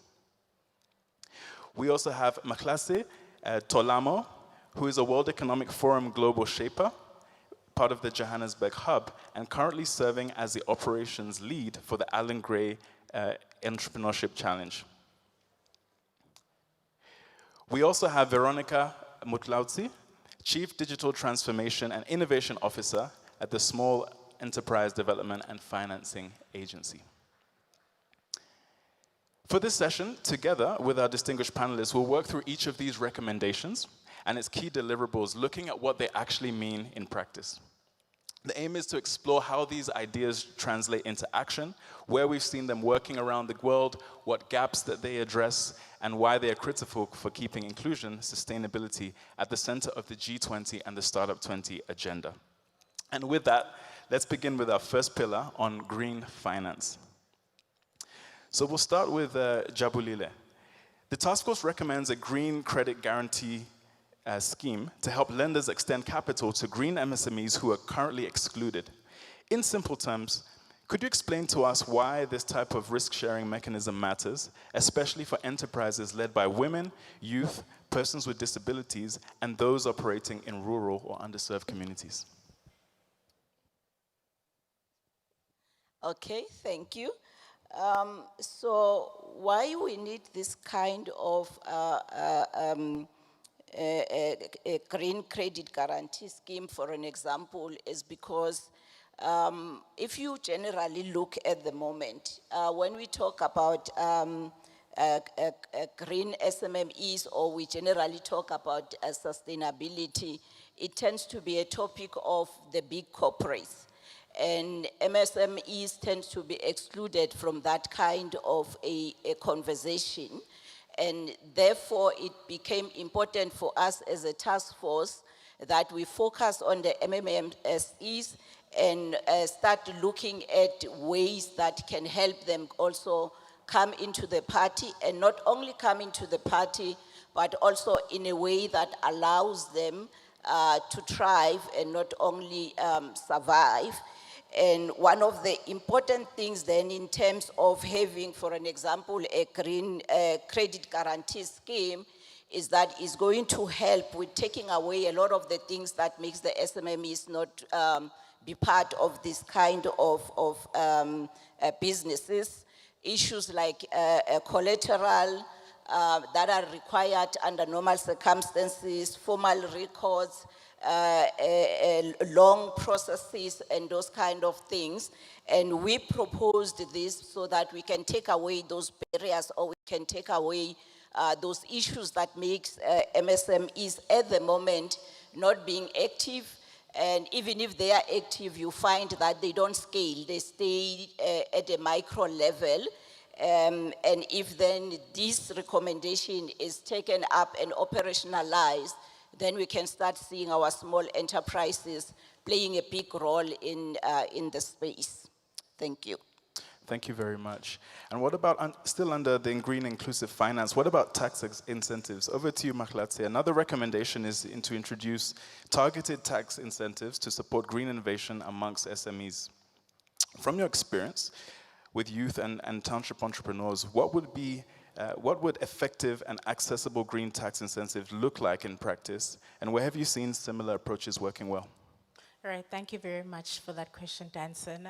So effective green tax incentives must first and foremost be simple and inclusive by design, because most small enterprises as well as startups in these areas are usually informal or semi-formal.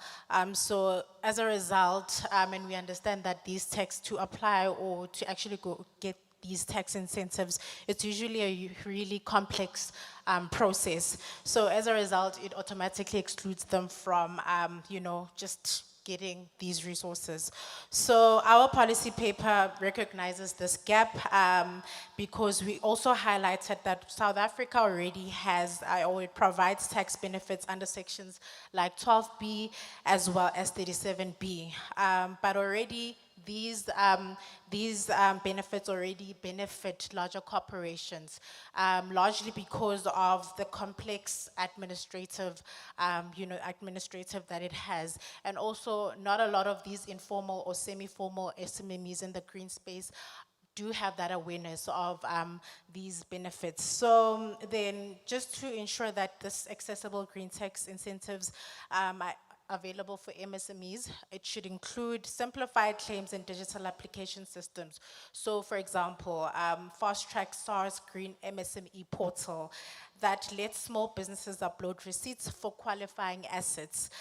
Secondly, tiered eligibility guidance, so that even informal or newly registered township businesses can benefit, or they can get that support from incubators. And then lastly, another recommendation we gave was targeted fiscal relief. This means that VAT exemptions or reduced corporate taxes for the first 3 to 5 years for verified green MSMEs. Obviously, this is conditional to measurable eco-impact and the number of jobs these SMMEs create. So we've seen when we did the research prior to us actually recommending this, we saw that we did a comparison between India as well as Brazil. And we saw that India already has Section 35 R&D tax framework, and Brazil has an innovation subsidy schemes. So these already were created to ensure that these informal as well as semi-formal SMMEs are included within the green tax ecosystem, and ensure that they actually do also, they're well supported, similar to large corporations. Thank you. Thank you very much. Thank you very much. And we also, if I may stay on you actually, we talked about this Green Impact Fund for Inclusion. That was one of our key deliverables. From your perspective, could you help us to understand a bit about what that fund is trying to achieve overall? So essentially, it is meant to assist SMMEs that are in the green space access funds a bit easier. And we did also realize, as we did our research, that funding in that space for, again, semi-formal an informal SMMS is usually tedious, and there are a lot of barriers for them to access this fund. So we did come up with also another recommendation that perhaps there could be ease of barrier, and also there could be like a tiered system for SMMEs. If they're in a certain tier system, it would mean that certain regulations need to be eased for them to actually access those green funds. Yep. Thank you very much. And maybe over to Veronica, our digital expert. On the topic of digital enablers for green finance, you know, all of these instruments really depend on SMEs being able to be digitally visible and verifiable. Can you perhaps explain for the people in the room, you know, why digital records, traceability, and compliance data are essential for accessing this green finance that we talk about, and what opportunities could be unlocked if G20 economies would prioritize digital infrastructure as part of their green financing strategies? Thank you, Denison, and good morning, everyone in the room. I think we need to acknowledge that you cannot fund what you cannot see. And that's why this task team came up with the notion of digital identity of trust. So what the biggest barriers of MSME is that they don't have a digital footprint. And that also make it difficult for green financiers to be able to evaluate their businesses for funding. So the digital footprint then allow businesses to be digitally visible, verifiable, and also traceable. And what we've done at CETFA as well is to pilot CETFA Pay. We have you can visit our stand, which seeks to digitize businesses in the townships and rural areas, giving them an opportunity to be traceable, to be identified, and that also will provide regulators with enough data to shape the green policies that are required to support SMMEs, but also it will enable corporate also to provide them with supply chain opportunities, and obviously the financiers to be able to provide the green finance that is required. And if you look at what Brazil and India has done, they've created the same platform, you know, to formalize their excluded economies through technology. So we believe that digital infrastructure or digital technology is not the back-end system, but it's the front door to inclusion. Yeah, thank you very much. And we'll move on to our section 2, focusing on ESG readiness and responsible investment. We know around the world right now that there's you know, politically and globally, there's a backlash when it comes to ESG and sustainability. It's difficult times, yet the data really shows that there is a business case for sustainability and ESG readiness. I shared some data a bit about you know, the state of ESG and emissions and environmental impact for MSMEs. And we know that in order to become more ESG ready, a major recommendation that we made is that, you know, MSMEs need friendly ESG readiness tools to be able to achieve those climate targets. Jabulile, please could you explain what ESG readiness actually looks like for small businesses and why simpler, more practical tools are necessary for widespread adoption? So for a small business, really, ESG readiness looks as simple as really understanding the triple P bottom line, where it's about people, the planet, and the profits. Because most of the time we tend to think that when we talk about ESG, it has to be this complicated thing. It can be complicated frameworks and measures for corporates and staff, but if we want SMMEs to play in the space, it has to be simplified. And simplifying it really means that we get SMMEs to understand things like just managing their environmental footprint, managing or being aware of their governance practices so that they are transparent, and make sure that they have, for an example, proper waste practices, fair labor, and simple impact records, so that in that way they are visible, they've got data, that when they also look for funding in relation to sustainability and green, they have something that they can show. But if you are to go to a MSME now and say, show us your tools or evidence that you are compliant or you are aware of ESG, it becomes difficult because we've made it very complicated for them. So in our task force, we said if you keep it as simple as the triple Ps, your people, the planet, is something that is not achievable. Thank you.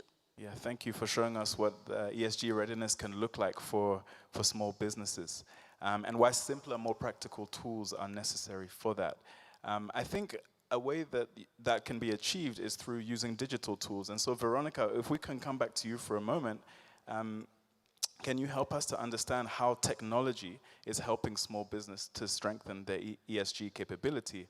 And what could be achieved if these tools were adopted more broadly across Startup20 and G20 economies? Thank you.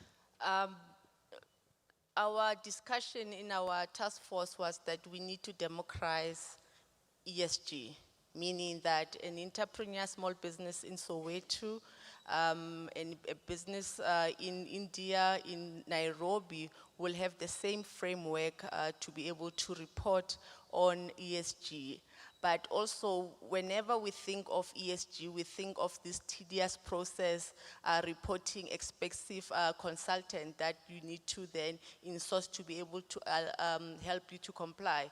So what we have suggested and recommended is that we build an ESG digital tool that will enable small businesses to report on their ESG efforts. And what is important also is to note that most of the financiers, they want to know where are you in terms of your ESG compliance. And as part of the business plan development, then we provide you with a tool to be able then to report on ESG. But what is important that is consistency across all the G20 markets and across the continent.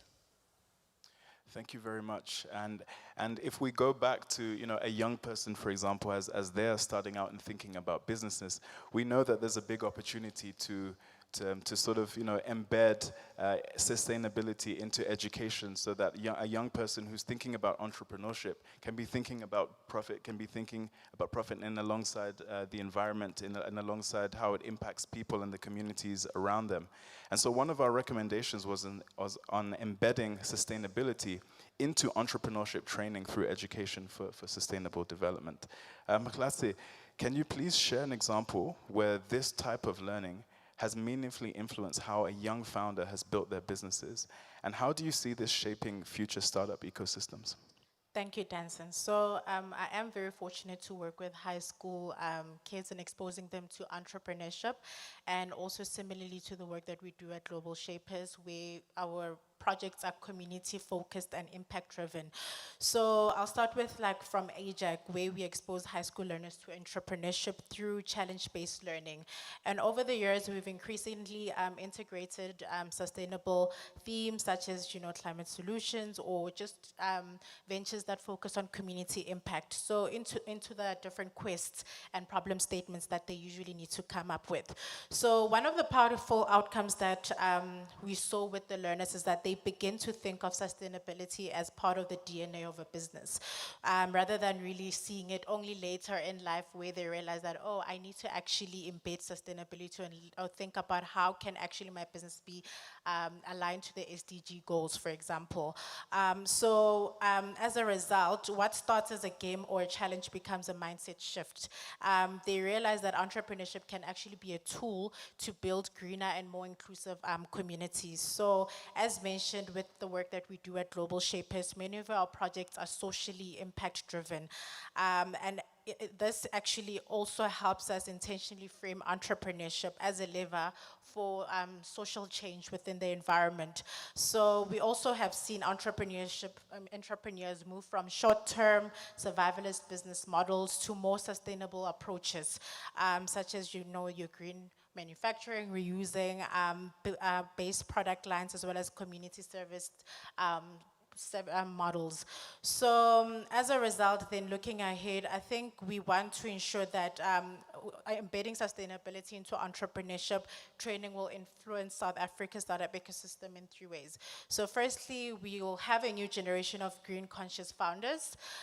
We'll have a stronger inclusion in green value chains, and lastly, more resilient and future-proof startups. So they'll already have that mindset when they start their ventures rather than later on. So it will make our world more sustainable and make more businesses more sustainable, yeah, and they'll last longer. Thank you very much. And your comments just prompted me to do something which was completely not on the script. So on Monday, one of the projects that I've been working on at the World Economic Forum is a continental mapping study of social entrepreneurship in Africa. We surveyed 2,500 social entrepreneurs across the continent, and we also aggregated existing data on social entrepreneurship and other mapping studies that have been done in the last 5 years. And we estimate that there are around 2.18 million social enterprises across Africa.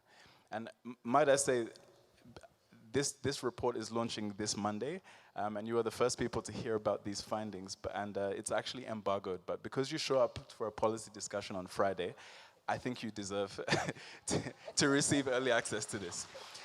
We estimate 2.18 million social enterprises in Africa, generating around $96 billion in annual revenue. That's about 3.2% of Africa's GDP.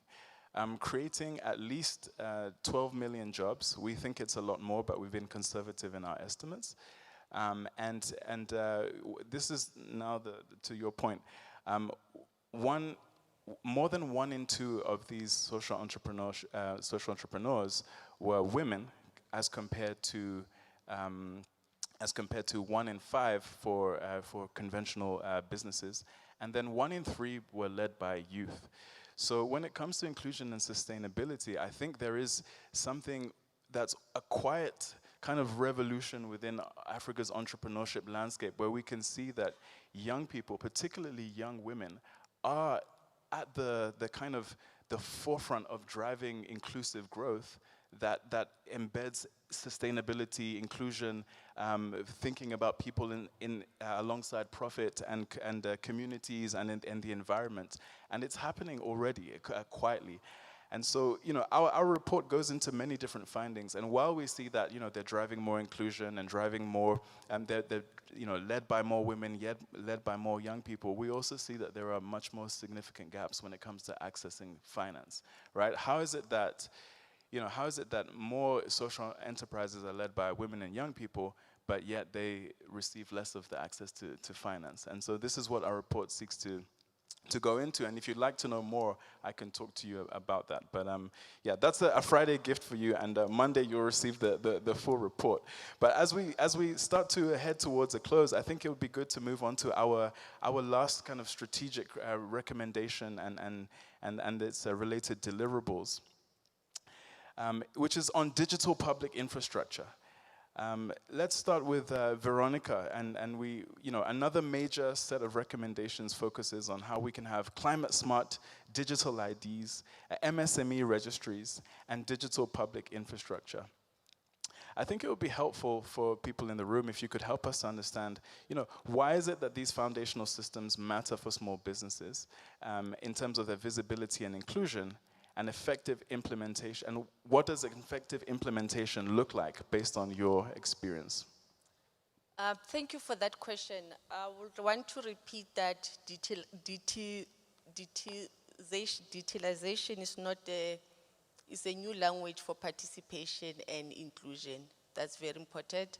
And when a small business gets online, adopts mobile point of sales as well as digital wallet like Pay on a national platform, it then steps into a bigger economy, one that is transparent, the one that is connected and full of opportunities. So as we advance, as we are advancing SMMEs, we need to understand that we cannot do it without digital platform. And if we give small businesses digital IDs, we make them traceable, we make them verifiable, and then we make them fundable because you generate history, you generate a track record that financiers are really looking for. One of the participants in the earlier panel had mentioned that digital infrastructure in terms of connectivity, it's a key a barrier. We do understand that, but what is very important that is to follow where there is a digital infrastructure and be able to roll out those platforms, because you cannot wait for the fuller South African or fuller rollout of those of that particular infrastructure. So what is important is that we build small businesses one step at a time by providing them with the national ID, which is an identifier into this digital economy. And what we have started doing is to also build a digital ecosystem that will connect all the entrepreneurs and enable them to trade among each other. To develop that particular trust, you do need a digital ID, a digital registry, as well as the digital infrastructure. Thank you. And as we move to our last couple of questions, our last panelists to keep it as short and concise, Mahlatse, you know, a climate smart digital ID is intended to unlock access to finance, subsidies, and market for MSMEs. Is there a context where you've seen, you know, digital identity meaningfully improve access for a young entrepreneur? And what lessons could guide an inclusive rollout of this? Thank you for that. Again, I'm going to refer to the work that we do at the Alan Gray Entrepreneurship Challenge because we work with high scholars, and it's important to know also to note that in the ecosystem of high schools that we work with, we have kids that are based in township as well as rural. So them playing the game and being exposed and creating entrepreneurship profiles already gives them a profile that they can apply to scholarships, they can apply for jobs, you know, just for them to actually have a case study that they do have, they do understand technology, they actually understand entrepreneurship. So then you can understand how them having a digital entrepreneurship profile changes their lives. Although it's not, so you can understand that how that can be really important for entrepreneurs in the township. Veronica did mention that how do we actually integrate and ensure that entrepreneurs in the township access technology and they are digitally visible, similar to those entrepreneurs in urban areas. So I think from a youth perspective, it is very important, again, to expose young kids to technology because it does give them opportunities. They do get the opportunity to have entrepreneurship profiles, so to make a case for them whenever they apply for bursaries or look for jobs, or actually if they do end up on big stages, they can actually showcase that they started entrepreneurship from a young age and they do have that track record that shows. And fortunately, we do give those kids certifications as well, which they keep as well, which helps them in the long run. Thank you. And finally to Jabulile, you know, I found this idea and recommendation of this African Sustainability Data Hub very interesting, aiming to centralize sustainability and climate data for MSMEs. Can you explain the purpose of this platform in very practical terms, and what types of, you know, principles are essential to ensure it actually benefits enterprises led by women, youth, persons with disabilities, and entrepreneurs in rural or underserved communities? Thank you. Okay, thank you for that question. One of the biggest emphasis in our task force was the focus on women, youth, people with disabilities, and people in rural or underserved areas. So a platform like this will help get them to be more visible, because at the moment what you will find is that these groups are normally not visible. So even if they practice or they apply ESG in their small businesses, nobody knows. There's nowhere where you can see them. And even big companies who want to work with those kind of SMMEs, they can't see them. But if we have this data hub, it will address that issue in terms of inclusion.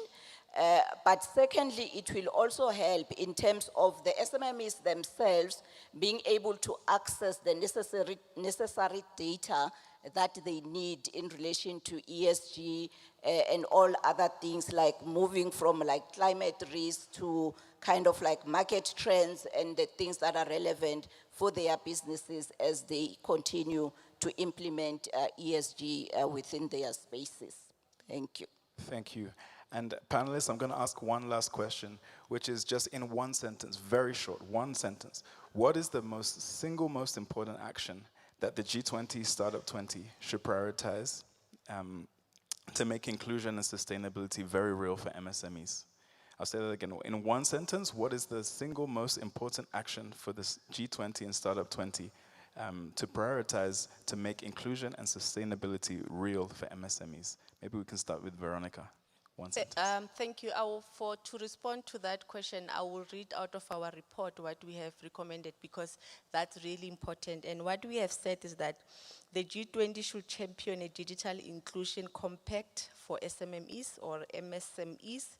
That is a global commitment that every small business will have a digital identity, digital access, and digital opportunities. Because without digital trails, inclusion remains an aspiration. But once we digitize access, we make inclusion inevitable. And that's how we'll build a truly connected, sustainable, and equitable digital economy, not for a few, but for all, without sounding like a politician. Thank you. Maklasi, over to you. All right, thank you. Similar to the answer I provided in the first question was ease of taxes, especially if we're now in the discussions of sustainability and the green space, and ensuring that these SMMEs in the informal as well as semi-formal can actually get access funds and also can participate in the broader economy. Thank you. Okay, I'll read as well. So I think the SU20 and G20 should prioritize scalable, easy to access solutions that unlock finance, data, and digital tools for MSMEs, particularly women, rural entrepreneurs, so inclusion and sustainability become a lived reality, not an aspiration. Thank you to our panelists and everyone here for rich and grounding discussions. I think we can appreciate them. And I think what this conversation has made clear is that if these recommendations from the Inclusion and Sustainability Task Force are implemented, we stand to unlock outcomes that are central to not only Africa's MSME landscape, but to the G20's long-term priorities.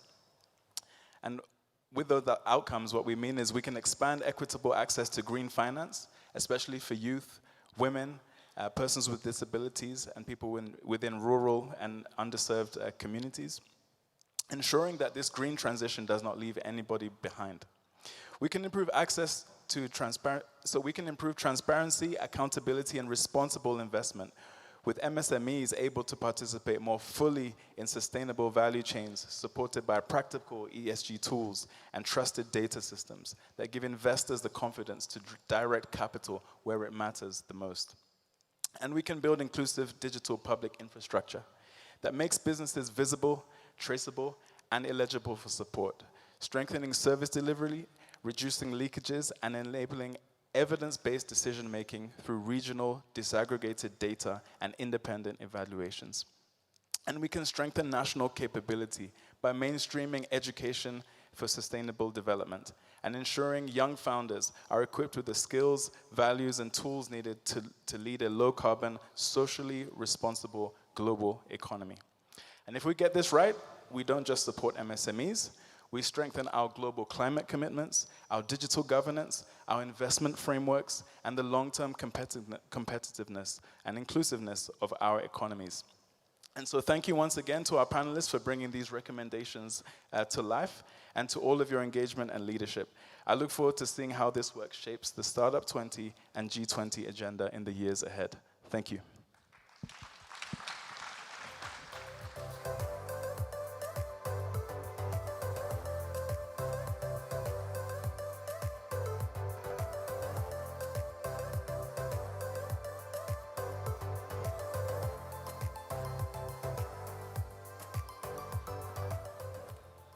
All A round of applause for our panel, ladies and gentlemen.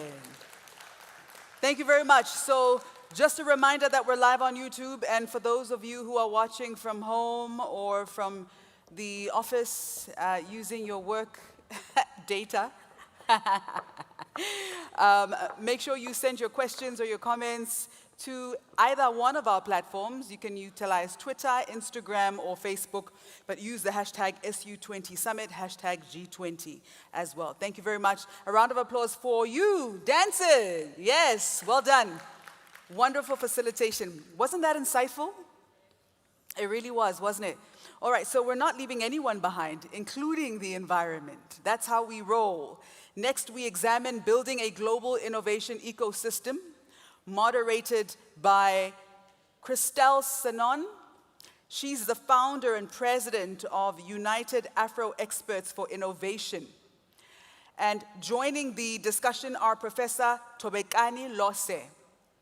If you may come up as I call you, the director and senior researcher at Nelson Mandela University's Africa Hub for Entrepreneurship.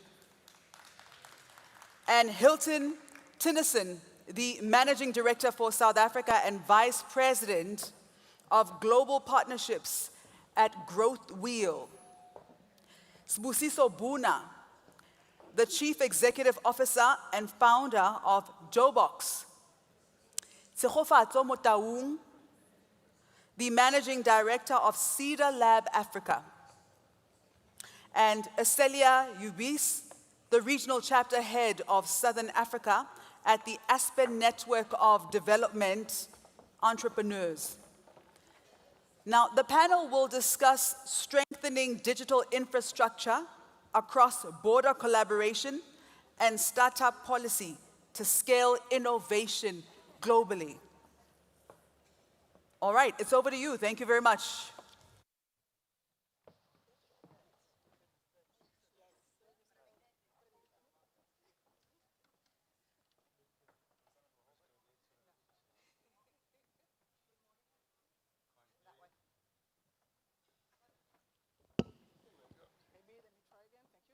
Hi, good morning, everyone. We will try to do something very revolutionary.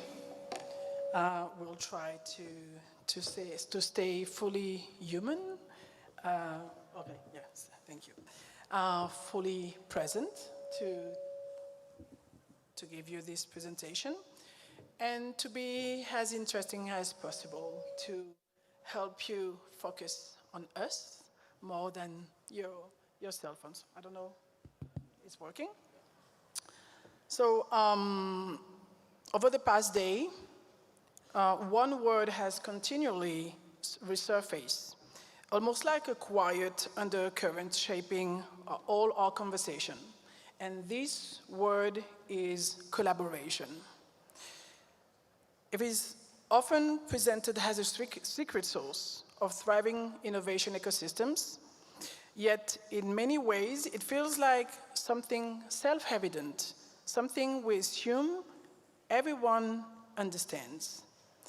But collaboration is not given. Collaboration is practice, discipline, and mindset. It only becomes real when actors stop competing for the same slice of the value chain and begin to embrace their complementarity, when they recognize that no organization, no matter how strong it is, can excel across the entire innovation spectrum at once. No one of us can simultaneously be exceptional at incubation and acceleration, at upscaling and investment, at infrastructure and governance. The prosperity of innovation ecosystems in Africa, but also across the G20 countries and around the world, ultimately rests on people, on how we align visions, how we distribute responsibilities, how we build trust across borders. And this year, South Africa carried, for the very first time, the responsibility of gathering the world's innovation voices and shaping them into one coherent message. Behind this achievement are individuals who structured, negotiate, harmonized, and elevate the collective vision. Today, in this panel of the Foundation of an Alliance Task Force, we will look behind the scene, how this collaboration was built, what did we learn, and how does it guide where we need to go next. To explore the journey, we are joining by 5 outstanding contributors who shape the intellectual core of this task force. So please, I invite you to see it.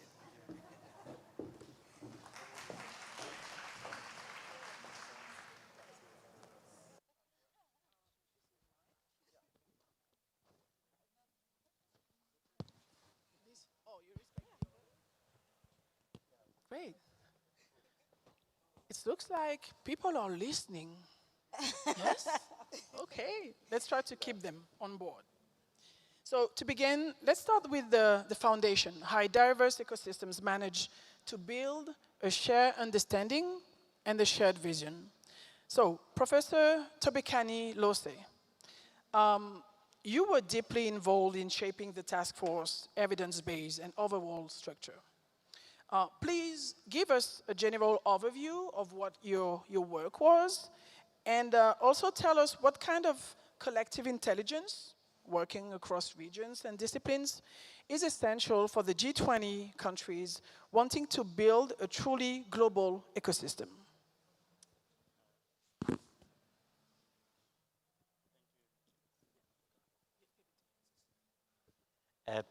Thank you, Program Director.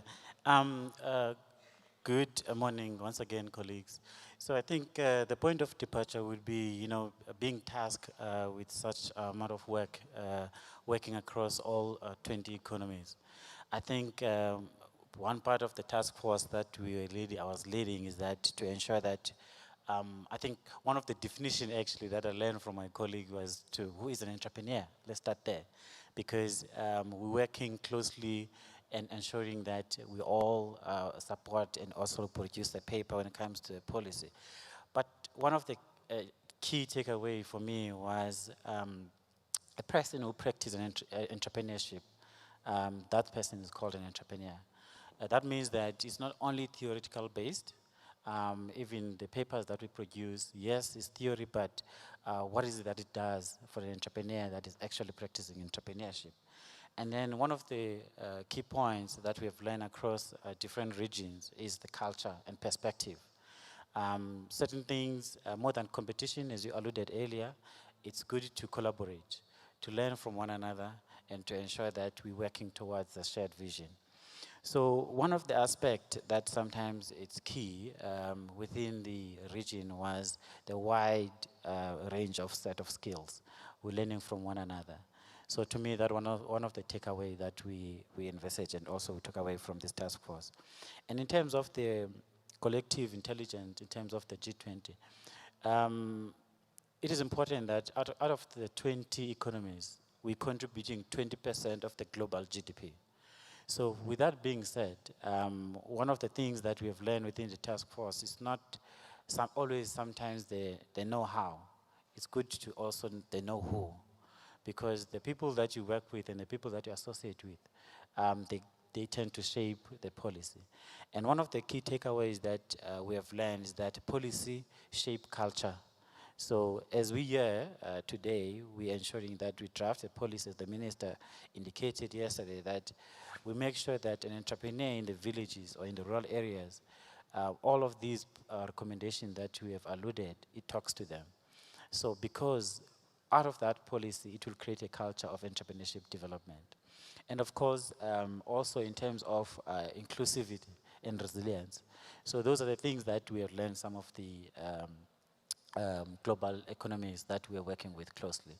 And ensuring that we tend to see a number of diverse problem solving as well in ensuring the legitimacy and the buy-in of all countries within the region.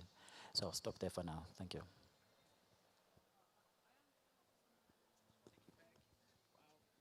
I am curious, who are the entrepreneurs in the room? Can you raise your hand just to give us, okay. So you are the people we are working for. So thank you for being here. So thank you, Professor Losse. You've demonstrated that building the shared vision is absolutely essential, but once this vision emerges, the next challenge is to ensure that innovation unfolds responsibility, inclusivity, and also guidelines to protect fairness and transparency. This brings to our next contributor, Hilton Tennyson. Hilton, you brought to this task force your perspective on inclusive innovation. During the drafting process, what were the main tensions and breakthrough you observe when discussing ethical AI, and how can Global Alliance help countries balance innovation with fairness and transparency? Yeah, I think, I'll speak for Collective. The FAT team, as we called ourselves, was a collaborative approach with everyone and our stakeholders from across the continent and the world. We realized that what we were tackling was not about just 20 countries, but over 200 countries around the world. So this particular topic, Professor Aldo Jordan was very passionate about this, so I supported him as a deputy chair in this particular topic. One thing that I did think that we were ahead in South Africa is I. Do you know that thing? We always say I. And so we were far ahead of the AI innovation. Anyone agree with that? Anyone use the word I? Yeah?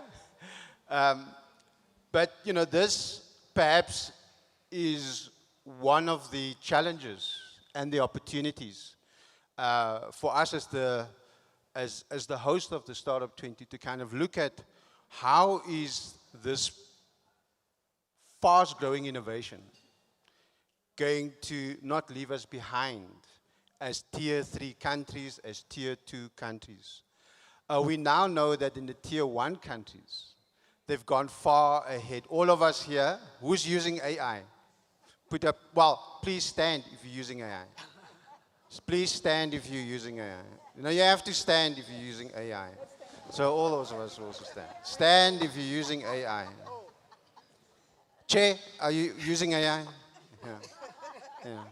Yeah. There we go. There we go. So more than half the room uses AI. We also know now that the 2 leading economies in the world own 60% of the infrastructure of AI. What we also know is this large language modules is built on open content and open source modules. And so those are, those things are proprietarized, and we now know there's Perplexity and ChatGPT and DeepSeek, etc. And these technologies are moving faster than the internet. Well, there's something called that the internet is now dead. Did you know that outside of the tier 1 and tier 2 countries, because the content is open source, that the South, which makes up 42% of the G20 countries, have contributed only 4% of that content?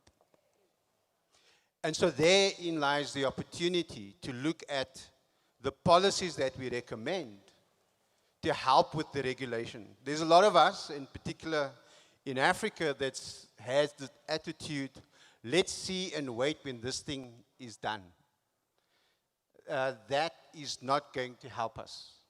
And so what this particular task force looked at is the complexity for startups that want to grow into several markets. Imagine having 195 policies around the world that you have to comply to because AI is now part of what you do every day. Think of a startup that are using AI to build an app, because now just about anyone could be a vibe coder. just off a PDF document.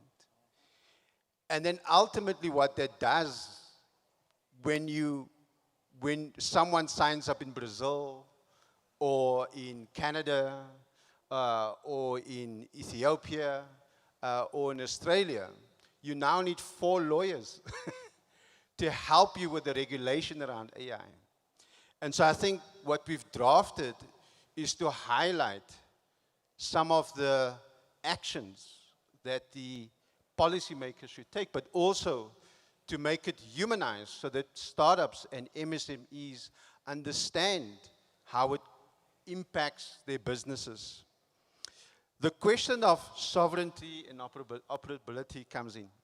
You know, if we only contribute 4% of the content that is being used to train the large language modules, what are we gaining as 60% of the users of AI here?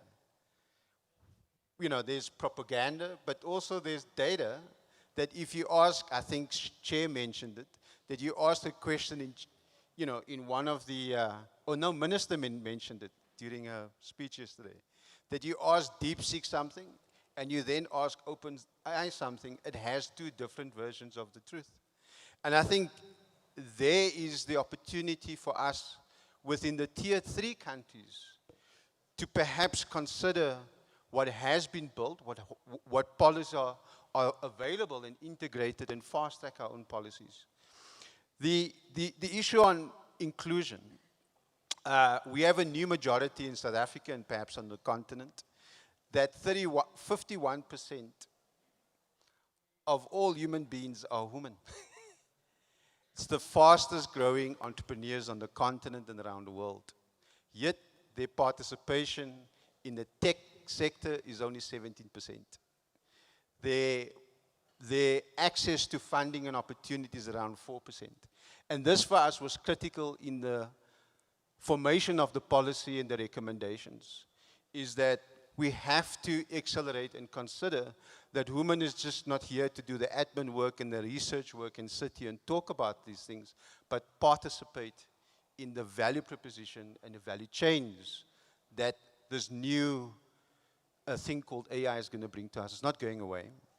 And then finally, I figure this point has been spoken about a lot, which is the fragmentation and access to innovation access across the G20 countries.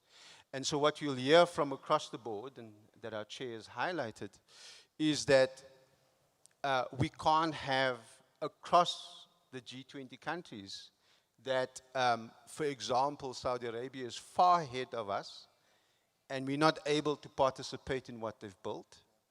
And I think yesterday the Prince kind of highlighted this, that he's adopted this Startup20, and I figure by the time he becomes the president of the country, it might overtake the B20 in the G20 countries. So just to conclude, that alliance of policy, particularly around AI, and how it integrates with all the topics that has been discussed, it's some of the things that we felt the Foundation Alliance task force held at the center, because there's research, there's text, there's chat, there's dialogues, there's conversations, there's pitch decks, there's these things, but it has to be actionable. And so the recommendations that we made is about taking action that it took 20 years to get here. We must see that it will have its impact every year. Wow, thank you, Hilton. Your access, who gets left out, and how technology become a force of opportunity since yesterday, especially for young innovators. So I want to say it, please. Zbubibo. No, Zbuzizo, called Bubu. Bubu. Who knows Bubu in the room? Want to find him again. In this task force discussions, you often grounded the conversation in the realities faced by young digital entrepreneurs. So how did your experience with Jobox makes these systems more inclusive for the next generation of innovators? Thank you, Crystal. I think for me, one of the biggest challenges I faced, and let me put a caveat first, I view everything from the lens of a tech founder, because that's what I am, a tech entrepreneur. But the biggest challenge for me was that I am the furthest thing from a policymaker. I'm a founder, and inherently, what we do is action. We don't like to spend time talking. In fact, we move fast and we break things. And so the challenge for me was having to translate everything that we're talking about and looking from the lens of, okay, guys, this sounds great, but on the ground, this is what it's actually like. This is my lived reality. This is the lived reality of basically every single founder that I talk to. And again, because I'm so deeply ingrained in this tech ecosystem, it kind of just made me take a step back and always think about what does it mean for us. And then the second big challenge I had was we are writing the SU20 policy, and now we have to talk about 20, and it's not just 20 countries, it's way more than 20 countries. But again, live reality as a founder, and what I understand is South Africa. And so realizing that there's so many issues and so many challenges from a digital infrastructure perspective, but then now having to think about, okay, it's not just SA, it's everywhere. And I think for me, that was like some of the biggest challenges. So to answer your question, I'm definitely going to start from the South African perspective, because that's what I really understand. And the question of digital infrastructure, you know, back in the day, we used to talk about access to data, access to smartphones, I think we're not perfect, definitely not perfect. Computer literacy is still a massive problem. In the work that I do, we work with artisans we're trying to help them get jobs to apply online. And the challenges that these young people face in order to be able to get this. So I'm not saying we've solved everything in digital literacy. I'm not saying we've solved everything within data. But from a founder perspective, looking at digital infrastructure and looking at some of the stuff that we were writing about, my new favorite word, which this word hooks me up every time, this interoperable. It just means we're putting things together. For instance, we were trying to open up a new bank account. And I have to keep on submitting the same information that I have submitted to our tax revenue services, to our Companies Act, to our banks. I'm submitting the same information again and again and again. And as founders, we don't have time to be dealing with all of these different systems. And so as we were writing this paper and we were thinking about it, it's like, how do we actually integrate all of these systems together? How do we make it that you've got like essentially a digital passport that says, this is Jobbox, this is how I can go from this place to that place, but I don't need to submit the same information again and again. I don't have to go through, okay, now I'm submitting something here. These are all the digital requirements. I'm submitting these are all the things here. I spend most of my time trying to figure out systems instead of actually doing what I need to do, which is building my business. And so how do we simplify that? And so from a South African perspective, I was just like, this is incredible. If we can create a startup ID that says this is Jobbox, it's linked to this system, this system, this system. When I go click apply on a tender, when I go click apply on trying to open a new bank account, which honestly should not be as difficult as it should be. Sometimes I feel like I need to go back to university, go study accounting, and then I actually then need to go finish my articles and become a lawyer because I need to be able to understand all of these things before I actually make the final decision. And so from a digital infrastructure perspective, what I loved about what the paper was writing was how do we actually make all of this a lot more simpler for people on the ground. And I truly believe that if we can do that, if we can unify systems, you then as a founder, as an entrepreneur, you can focus on the one thing that matters, and that's building your business. And what I focused on the paper as well with my partner in crime was the Startup Policy Act. And I remember first going through what we are trying to do in South Africa to unify what a startup is and what that means, and how if we had something across all the different countries that looked at what is a startup, life would be easier for people on the ground, especially looking at it from the perspective like this digital passport. Guys, raising funding is hard, especially in an ecosystem and environment like South Africa, where unfortunately risk capital, it doesn't exist. pay lip service to it, but to be perfectly honest with you, if you're trying to raise funding here with basically almost nothing, you're going to struggle. That's why on stage we've been talking about blended financing models, trying to build like a fund. But the reality is, even if we build that fund, it's still going to be difficult to access that. And so what I've seen is founders tend to then try and go raise from different countries. And that introduces a whole nother can of worms. Now all of a sudden you're being told, okay, you now go need to register that company there, you need to have this, you need to have that. And then basically all the proof that you had in your own country, it doesn't carry anywhere else. And when you're talking to a European founder, an American founder, whatever, they prefer you to register Delaware C Corp, or they want you to register in Europe. And now you're having to go do these things again and again and again and again. If we had that startup ID, that digital passport to say, again, I am Jobox, I am known in South Africa. Here's all the stuff, here's all the KYC things from SARS, here's all my bank records, here's everything. I now need to go register my company in another place, or in order for me to be able to get that funding, it carries through.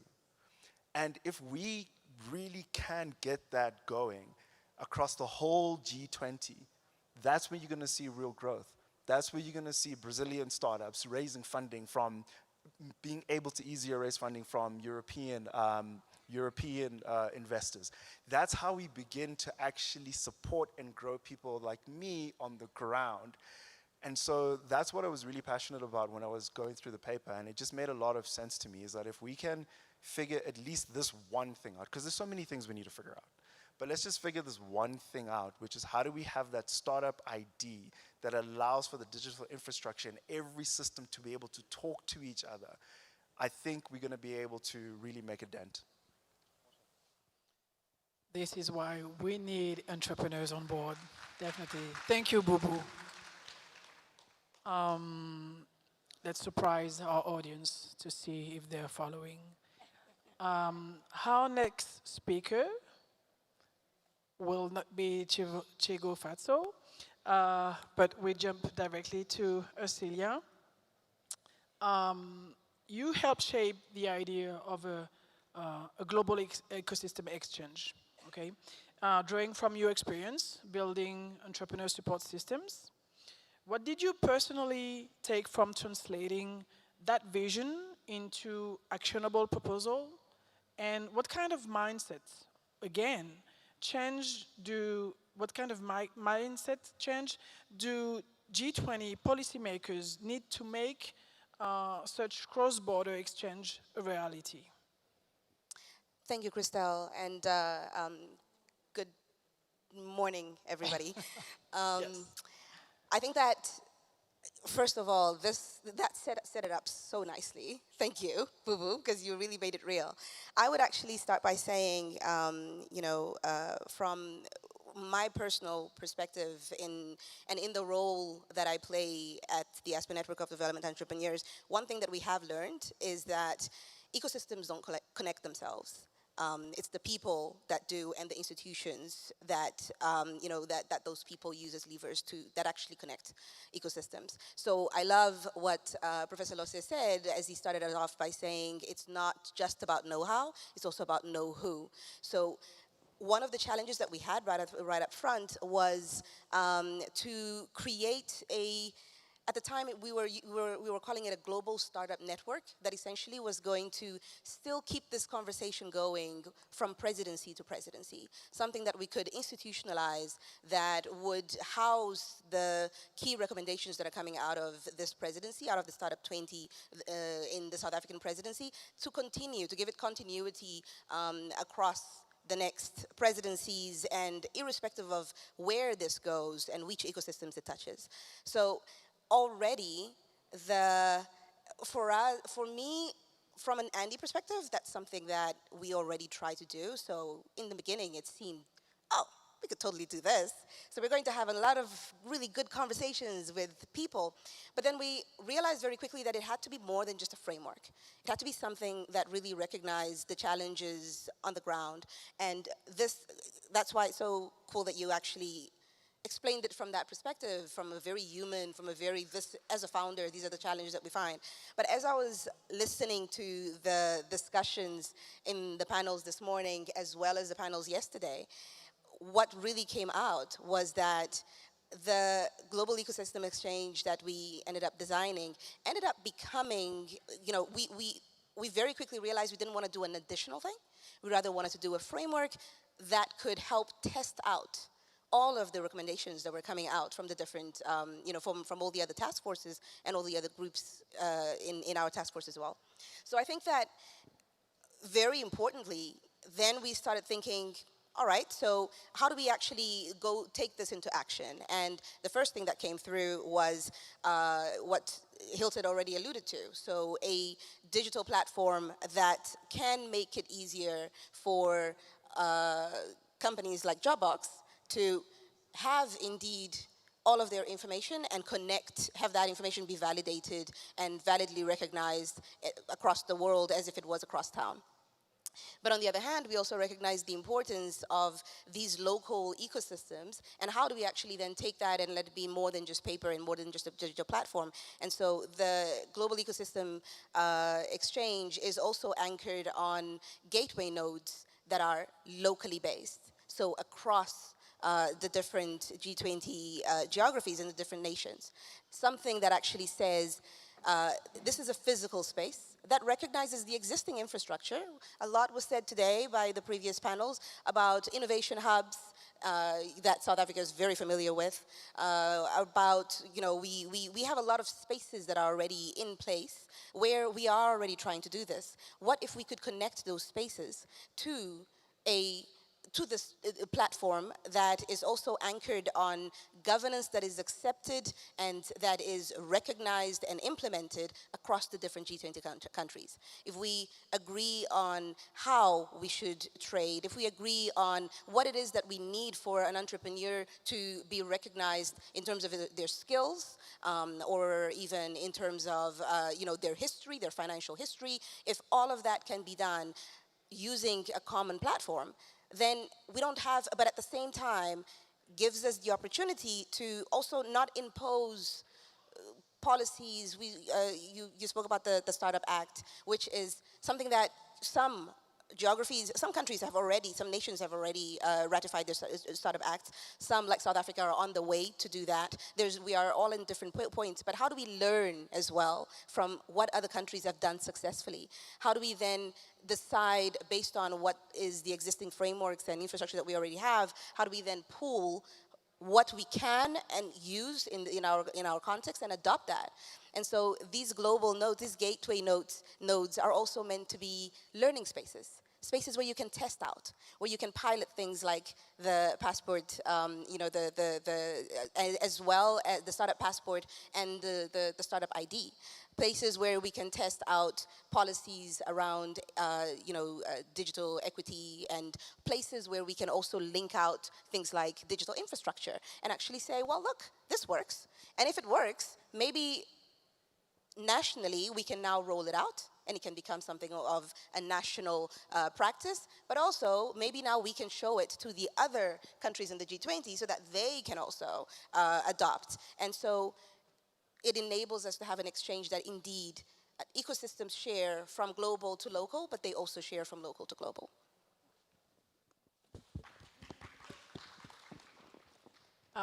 Thank you, Ursula Ubise. I propose to have a collective wish, a collective dream, that if we all come back here in, let's say, 3 years, we will have this global ecosystem exchange implemented. Yes? Challenge accepted. Yes? Okay. Our final contributor has worked intensively on policy coherence. Tsegofatso Motao, you've worked closely on the policy coherence section, bringing lessons from African ecosystems into a global framework. And from your own experience, what did this collaboration reveal about how policies can either accelerate or hold back cross-border entrepreneurship? And what kind of policy mindset should you like to see within the G20? Thank you so much. Well done. You got my name well. Very good. Yeah, I think for me, this collaboration process has really demonstrated the power of, coming together to collaborate. I don't know how many of us knew each other before this process. And I realized that before then, we've all been, working in our silos for trying to achieve the same thing. But the SU20 pulled up all the startup entrepreneurial networks that are already existing, and I think has already just sort of set up a new platform, because I hope we're not just gonna go back to our jobs and not pick up the work that we've done. So I think this process has demonstrated that the process of policy making actually can help. Firstly, it pulls the people together. Picking up on the issues of policies, there are policies that we know we've got the African Union as a member of the G20 now, and the harmonization of policies we've seen out of the AU as well. We have the Africa Continental Free Trade Agreement, and I think that as the South Africa presidency, this gives us an opportunity to collaborate with the continent to test how much of what we say we actually can do. Because the entire continent now becomes a test place where we've agreed on policy to create a single market. And I think as it becomes a place that within the G20 we can actually test out some of our proposed policy ideas. I was talking yesterday with one of our exhibitors, Palisa. She's outside. You must just pop in and look at her products. She does skincare products. And, she was telling me that her products are already tested in South Africa. They've got the South African standards stamp and all. But these products cannot just be sent throughout the continent.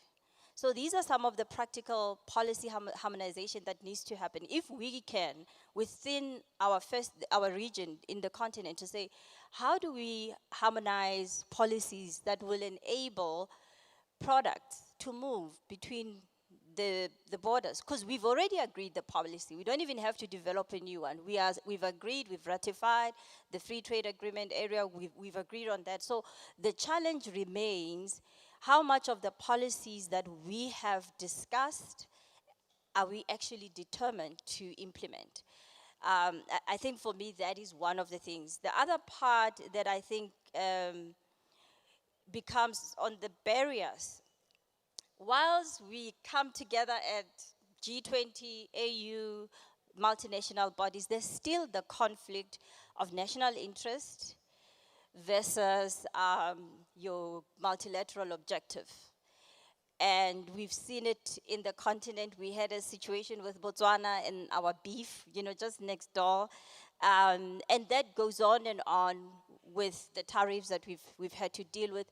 So whilst we see the possibility, the question is how much of that multilateral one ecosystem that we say needs to be created within G20 countries, how much of that do we really want? Or do we want it if it's benefiting just us? So there's always going to be that competition between national interest as well as the multilateral. I think in terms of the mindsets, one of the first thing I think in terms of some of the simple things that we can do, one is just to deal with the issues of making it easy that the products move. The second part being collaboration, even within the engagement bodies of the G20. Startup20 has to work very closely with B20 because ultimately the big business and the big budgets are sitting with B20. And this is a new engagement group. In order to unlock entrepreneurship, if we don't in country strengthen the collaboration of the Startup20 and the B20, it becomes an issue. So I think those are some of the simpler things that can be done without a whole lot of effort. If we are really determined, I think we just have to push on that. We are now entering our final segment, which is a collective intelligence reflection. It would be fair. Yeah, it's not fair. At least we could be fair, yeah. They can also stay. But this will be a question for you all, and I ask you to answer in a very concise way, okay? But to you, what is the single most powerful next step that could turn these recommendations into... Definitely is identifying, is from our side, I'm going to say, you know, based on our convening, I would say it's getting the partners, the people who are, or who already know that they already have the, you know, they've already worked on the policies, like has already been said. They're already managing the innovation hubs. They already have these tools in their hands to come to the table. And this is across the world. I don't think this is something that we need to wait for the global leaders to take for us. I think that very much right now, you know, we need to start testing this out. And I think that we need to start testing it out here in Africa to show how it can be done. We have the opportunity right now of having Africa be the first innovator, the one that shows that it's possible. And I just want to, I know it's a little long, but yesterday the minister said something that was really, really important. She put out a global challenge for us, and she said, you know, move from ambition to action. And I would submit that the global ecosystem exchange is the mid-step between that. It's step 2 to that. It is the architecture that can actually help that ambition become action. So join us. We're ready to do it. Thank you very much. I think for me, firstly, we need to recognize there's actually urgency, you know, as far as entrepreneurship is concerned. What I find is policymakers, and you know, unlike entrepreneurs, they have their salary guaranteed every single month. So they have the patience to drag decision making at times. And I think these are some of the real things that we need to raise. Because if we are going to shift entrepreneurship, we have to be practical. So there must be some punitive measures around not doing anything. And I think if we come again at the G20 and we've not done what we've said we would do, there must be some accountability. There needs to be also raising up of awareness. You know, throughout this process of the G20 in South Africa, I found myself having to share with a lot of people what it means. So we have this problem of developing policies there, and people are not aware. And if we can raise awareness levels, be it of the AFCFTA and any other policy that we are engaged in, if people know it, I always say that one of the simple example, we talk about how Kigali is the cleanest city. Do you know why? If you do try to litter, anybody is going to enforce the rule, and you're going to pick up that litter. So there needs to be that bringing the policy from offices of policymakers to where people are, and then we also, as entrepreneurs, as citizens, we must take responsibility. You know, once they've decreed that this is a policy, hold them accountable for that policy, yeah.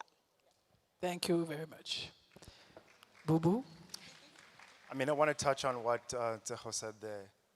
Startups or founders or entrepreneurs, like, we don't feel policy, we feel friction. And the key thing is for us to actually do that action. You know, you hear about all these stats always talking about small businesses build economies, you know, all those different kinds of things. And small businesses do build economies. But it's all nice and well that we create these beautiful policies. But we've really got to put these things into action. If we can just build one thing, we can take some of the work that you guys are doing and actually like implement it. And I know that you guys are going to do it. And that encourages me so much as a founder to know that there's someone who's actually fighting for us. And not just fighting for us in a room and it's going to have a nice little piece of paper written and then, oh, great, yeah, okay, SU20, okay, cool, we're done. Like someone's actually saying, no, actually, guys, the stuff that was written here is going to make real, tangible impact on the ground. We just take one thing and we just implement it. And we come back 3 years later and we say, guys, we implemented this one thing, but this is the impact that this one thing had. If we can just do that, then I truly believe that we've made an actual impact. And so that thing is for me. Just do one thing and just implement it. Hilton?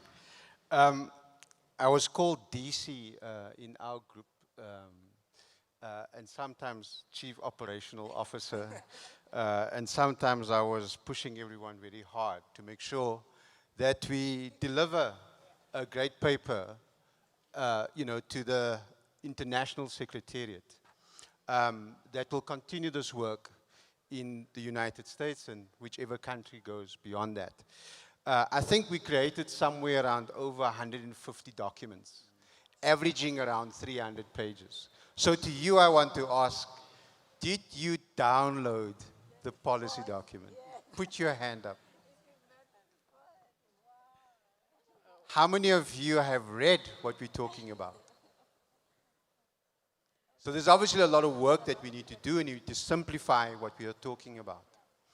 And I think we are aware that life is busy and we all have businesses to run and KPIs to meet and things to pay. But the work that we felt we all did meant something really cool to us. We had this little icon called country duty, an emoji.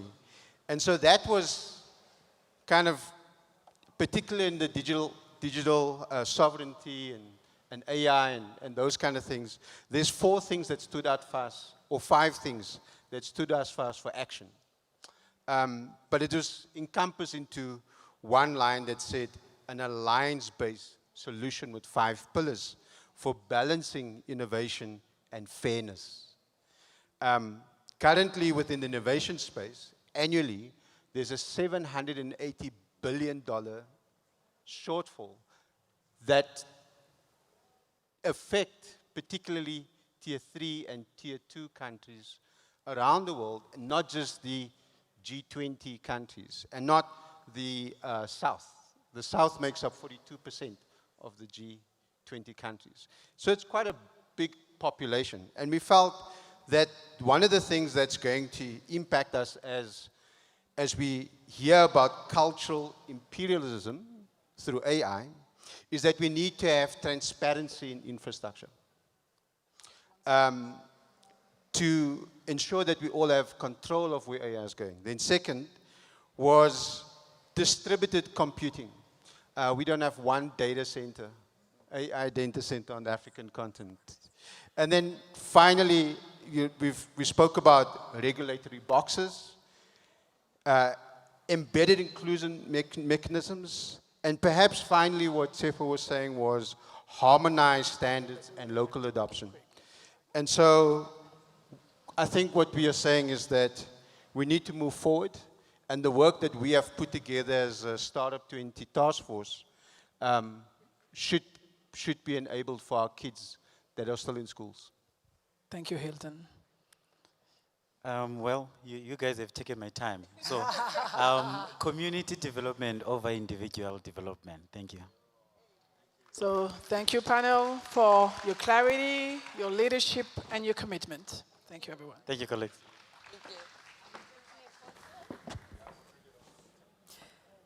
Thank you. Thank you. A round of applause, ladies and gentlemen, for Christelle and your fantastic panel. Thank you for that very engaging and very interesting and exciting conversation. That was a very robust discussion. I loved the level of creativity and coming forward to the stage and really trying to keep us focused on the conversation. So our next panel is the only thing standing between us and lunch at this point in time. And then we will hear from our last 2 speakers.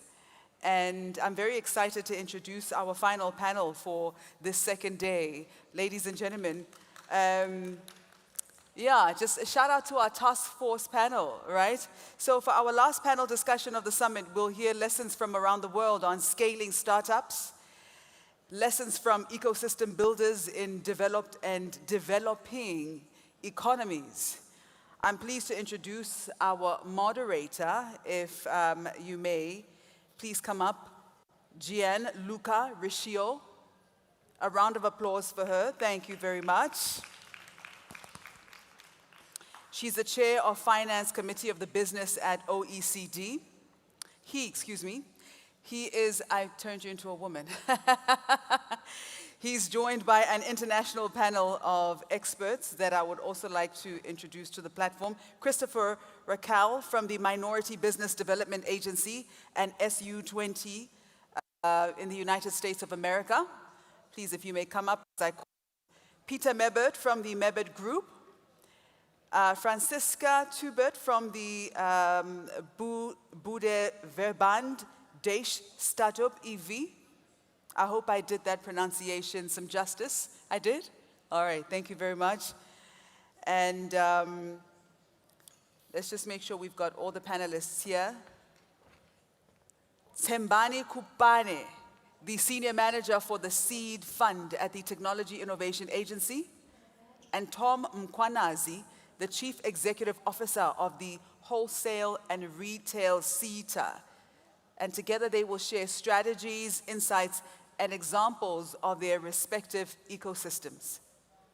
Are all the panelists here, and are they all on stage? All right, it looks like we're good to go. Gianluca, over to you. This one works? Yes. I'm behind you.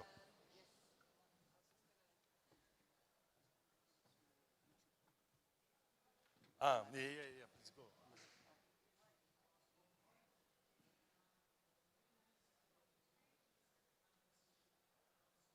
Let me borrow you. Okay, no, it's fine. I'm on. Just remember that we're live on YouTube, so please do make sure that you share the link. Remember to continue the conversations online with the hashtags SU20 Summit and hashtag G20 Summit, just to keep the conversations going so that the people that are not in the room are able to also engage as well. And for all of those of you who are watching on YouTube, make sure you send your questions with those hashtags as well. Thank you very much. Yes, hello. Hello, everybody. Thank you for having us. We'll try to make it as dynamic as possible. Thank you for waiting here with us before going for lunch. So, first, a bit of introduction. I'm Gianluca Riccio. I chair the Finance Committee at the Business OECD. But importantly for this focus, I co-chair the B20 Finance and Infrastructure. So in the previous panel, we were talking about the importance to link the Startup20 with the other G20 structures and platforms. And this is what the International Secretariat has done, having me here and linking to the work of the B20. So I will let the panelists introduce themselves. But before we start and link into the previous panel we had, it was a lot to talk about the importance of interoperability. Bubu talked about the importance of digital passport.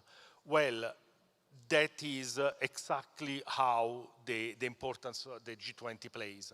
So digital passport, Saudi Arabia presidency in 2020 put forward the concept of global value chain passport.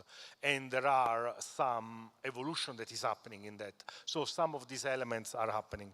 But has been said in the previous panel, you cannot just wait for the government to do everything for you. You have to do it. We have to do things ourselves. So the importance is how and what we can do given the environment to progress. And this is what we are going to cover today, because a startup needs to scale up to move to the next stage. And the B20 is made of large corporates, which were all startups at some point.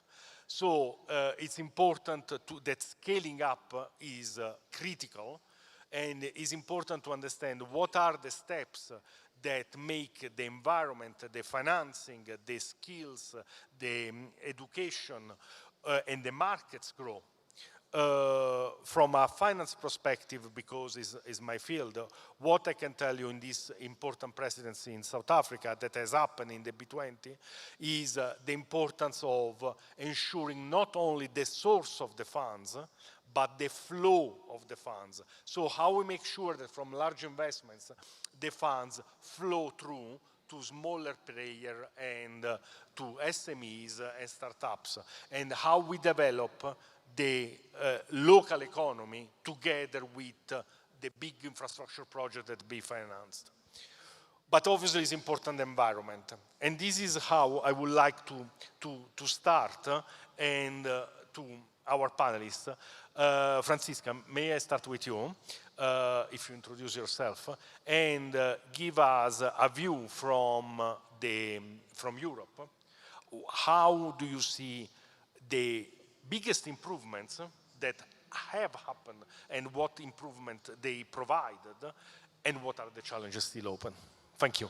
Thank you very much. So my name is Francisca. I'm the managing director of the German Startup Associations, easier to pronounce in English. We're an NGO voicing interests of startups towards the government on a local level, as well as on national level, as well as on the European level.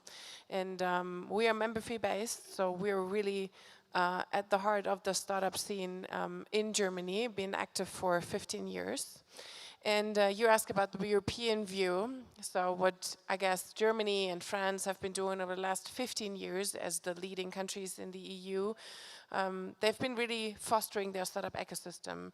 So we've seen some, you know, in the beginning, some copycats, seen business models that have been working in the US, trying to implement these in startups in Germany as well as in France. They've been trying to push universities to foster entrepreneurship education in their curriculum. They've been fostering innovators and investors to come into the country, invest into the country. So by now we have around 20,000 startups which are having a business model that's really disrupting something, is really scaling up, and we are investing around $9 billion each year in startups alone in Germany. So there is an ecosystem build up, and I think they've been doing a really great job on a national level building these ecosystems. There are other countries that are trying to do the same and have been going on for a couple of years. But now we're at a level seeing that the fragmented market, as the European still is a big showstopper for scaling a startup in Europe. So if you started your company in Germany, you build up your business model, you have some value proof concept, you want to go to another market, let's say France, which is just next door. It's a huge energy, it's huge work to really go to this another market. So you have to apply again, you have to open up an office. I was really listening to what the founder of Joburg just said. It's the same in Europe. You're entering the same paperwork again. Your credibility is not there in France if you open up your business in Germany a couple of years ago. So if we really want to scale Europe on a big basis and really build this companies that we've been building for the last couple of 15 to 20 years into a big player, worldwide player, we really have to come across this fragmented market and really come into a European spirit. So that's why I think that Startup20 is so important to really see that we are acting on a global market and really have to engage on a global level to make innovation happen. Thank you. And all familiar topics, unfortunately, in all the conversations. So, Peter, moving to you. The US is one of the biggest, if not the biggest market and for startups. So, in the US is all easy, or there are challenges there? And what is easier? What really made it easier? Hi, I'm Peter Maybert, and we talk a lot about diversity, but I represent diversity. I was born and raised in Russia. My family is German Swiss, and I live most of my life in the United States. So I do represent United States on this stage, and that's wonderful. And I guess there are two questions in one. Is that yes, United States is still the biggest market for venture capital. It's more than 50% of all global VC market. And it was up to $340 billion VC investments like 5 years ago, pre-COVID. Now it's about 200 billion VC investments, right? And infrastructure in this country for venture capital and a startup is just outstanding. You have 1,200 incubators, you have 300 plus accelerators, you have hundreds of venture capital funds, hundreds of private investors, angel investors, you have all sorts of technoparks and hubs, right? So the country is great for any startup, mature enough and daring enough to go to the global market. The requirements are tough, but it's very doable. And I want to say from my experience as first-generation immigrant to the United States, it's extremely friendly. Disregard whatever you hear news. When you come there, you see a lot of support from local communities, people very diverse, anywhere you go, from East Coast to West Coast. And so everybody, any entrepreneur is welcome to the United States, right? How to get there, it's a separate issue.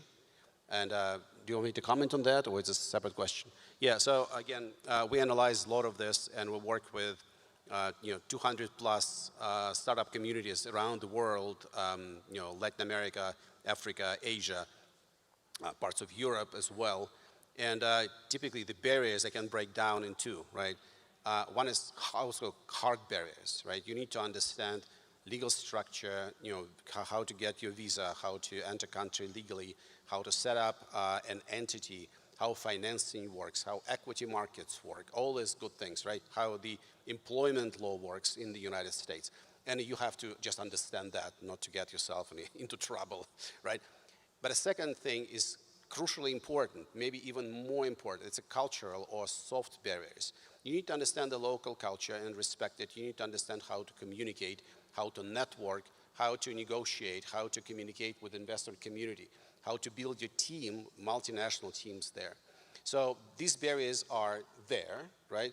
But they're very easy to overcome. And what we're doing with some partners here, Hilton, we're building the global launch kind of program to help founders from Africa specifically to overcome these barriers, through education, through training, through preparation, some practical work. So it's doable. So everybody who is willing, more than welcome. Thank you. And moving to our host, moving to Africa, how do you see the environment progressing and what you think made the biggest progress and what you see the next important steps to be done? Sorry, Ciambani. Sorry. No problem. Thank you. As they've introduced me, I'm Tembani Kupani from the Technology Innovation Agency. It's a national agency where we support technology development from very early stage, from proof of concept up until market adoption. And in order to do that, we actually work with a range of partners in the ecosystem. So we work with universities, we work with incubators, we work with startups, we work with the entire ecosystem. From our side, we come in a little bit very early, to actually support startups and actually support the ecosystem as well. And what we've actually seen, because we work with the entire ecosystem, is, when we started, we are 15 years old as an agency. When we started, there wasn't any early stage funding or risk funding, as the previous speaker indicated. That is actually available to provide funding and support to more specially take startups to build their ideas. And that's why the TIA was actually formed, to actually provide that risk funding. So it was just a drop in an ocean. So there wasn't actually enough, funding in the system to actually support startups. There wasn't a lot of ecosystem supporters and builders in the ecosystem to also support startups as well. Even though, we have a very, advanced or a good research ecosystem through our universities and I know science councils as well. But there was lack of translation happening from, the outputs that are coming out from universities and science councils into product and services. There was, limited collaboration happening between academia and industry as well. So that's where we started as a country with, very limited financing available to actually create a vibrant ecosystem. But I think as time goes, we've seen that the ecosystem is growing and maturing. We've seen a growth of ecosystem builders. We have a thriving ecosystem of supporters, incubators, innovation hubs, as well as accelerators that are actually growing. We have also a growing VC industry as well. And the interesting part about the VC industry is, when we started, or when they started a bit earlier, they were mostly focusing on late stage funding. So they were not actually interested in funding very early stage, MVP stage type of startups. But we've seen as time goes on that they're actually now coming a bit early into the ecosystem, coming a bit early and supporting very early stage startups as well. So we've seen a bit of financing coming early. And we've also, I think what we also learned was that from TIA perspective is that as we're actually supporting these very early stage startups and push them towards market, they will actually struggle to actually secure late stage financing as well. And we learned that we could not actually really do this on our own. We actually needed to bring private funding, crowd in private funding, and then that's when we actually went and actually started working with the VC industry, working with the angel investors to actually try to also, bring in or bring them a bit early. We've done well with the SASME, where we actually funded in a couple of, or we co-funded in a couple of VC funds as well. So I think what we've seen is the ecosystem maturing. We've seen an increase of startups also playing in the space. And I think what we've also learned is that some of these startups, most of these startups actually struggle to scale beyond the borders of South Africa. So, it might be because the ecosystem encourages that they come up with solutions that solves local challenges. But it's also important that when you're solving local challenges, you also think about global expansion as well. And that's what we are actually now working towards in making sure that the startups that come in early, we also, try to encourage them to look in solving challenges that, globally, not just locally as well. But I think another thing we've learned as we were doing our work together with our partners in the ecosystem is that, in South Africa, there was a concentration of startup hubs. Mostly you would see in Gauteng, in the Western Cape, in Cape Town. Those are the startup hubs, but also in the major metropolitan areas. So there wasn't a lot of activities in the townships and also in other regions. And that's what we've actually been doing to try to make sure that we just don't support, ecosystem or startups that are based in the metropolitan, but we also expand our services to underserved regions, to townships, to rural areas, and that's where we also started, investing in centers for innovation, in living labs, based in those specific townships to make sure that you bring innovation to the people or bring innovation closer, and also bring funders and other ecosystem supporters closer in those spaces to make sure that our work is actually inclusive. But that's what we've actually learned and also trying to improve as we continue. Thank you. Thank you. And you were talking about the townships and which there is a lot of vibrant ideas that can come out of it. But one of the challenges is not only the funding, is also to ensure that the people receive the right education, the right skills are developed. And Tom, you have been working a lot on this. So what is being done and what needs to be done? And what are the challenges that really are not overcome and need to be addressed? Okay, afternoon, and thank you for the question. My name is Tom Kwanazi. I'm the CEO of Wholesale and Retail SETA. So I'm a government entity. We are from a government entity. There's 21 of these organizations in South Africa segmented in terms of the economic sectors. So we focus on wholesale and retail sector.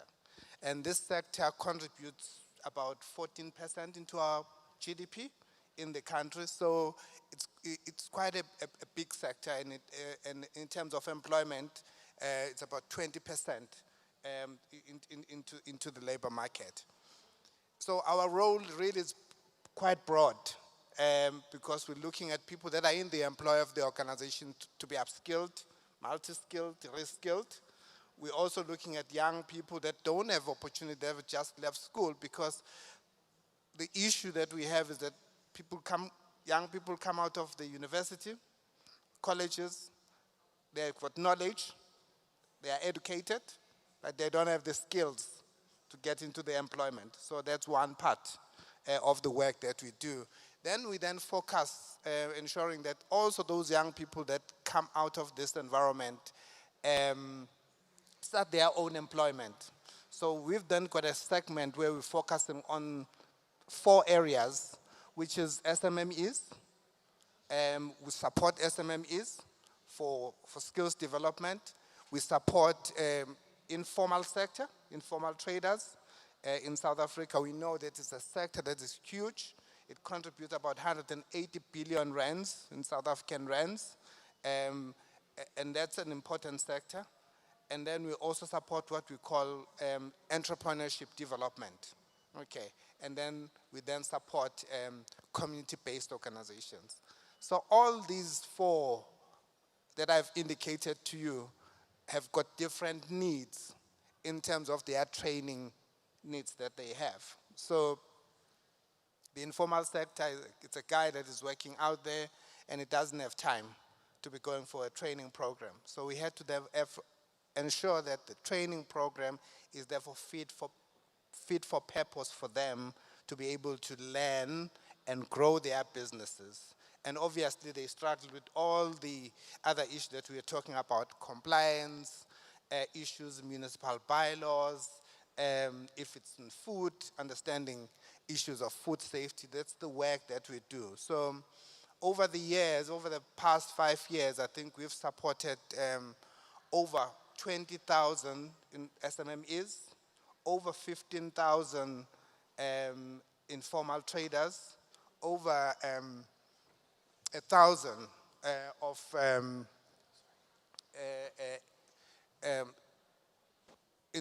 entrepreneurs, because it's an area that is a little bit difficult, because we're looking at young people who are starting, who are leaving university or a college, that we want to put them through the process.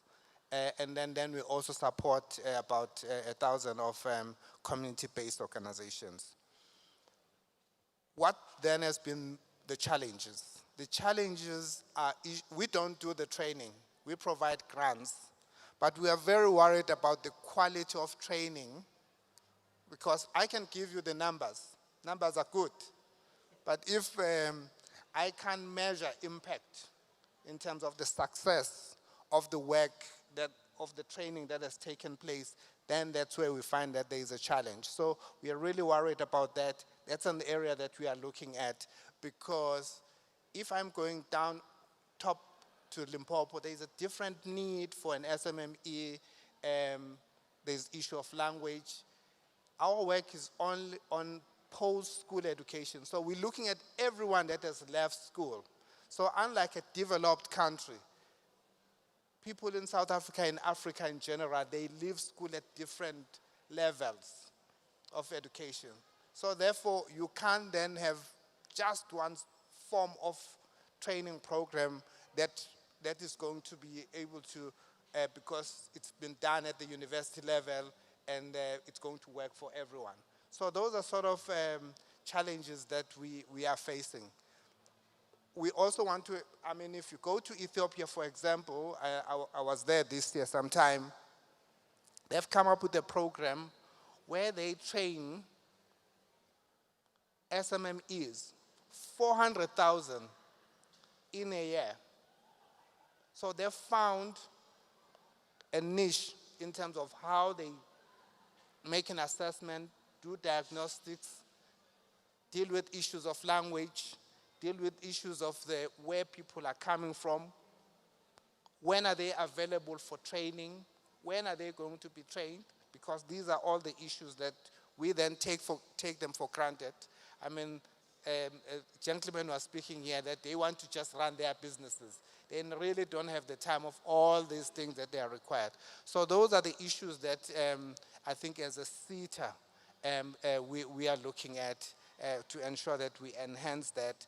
And I think we're doing learnings with others. So we've also learned to collaborate with other African countries. So I've taken some of my informal traders in South Africa to Kenya so that they can learn an ecosystem there, to Egypt.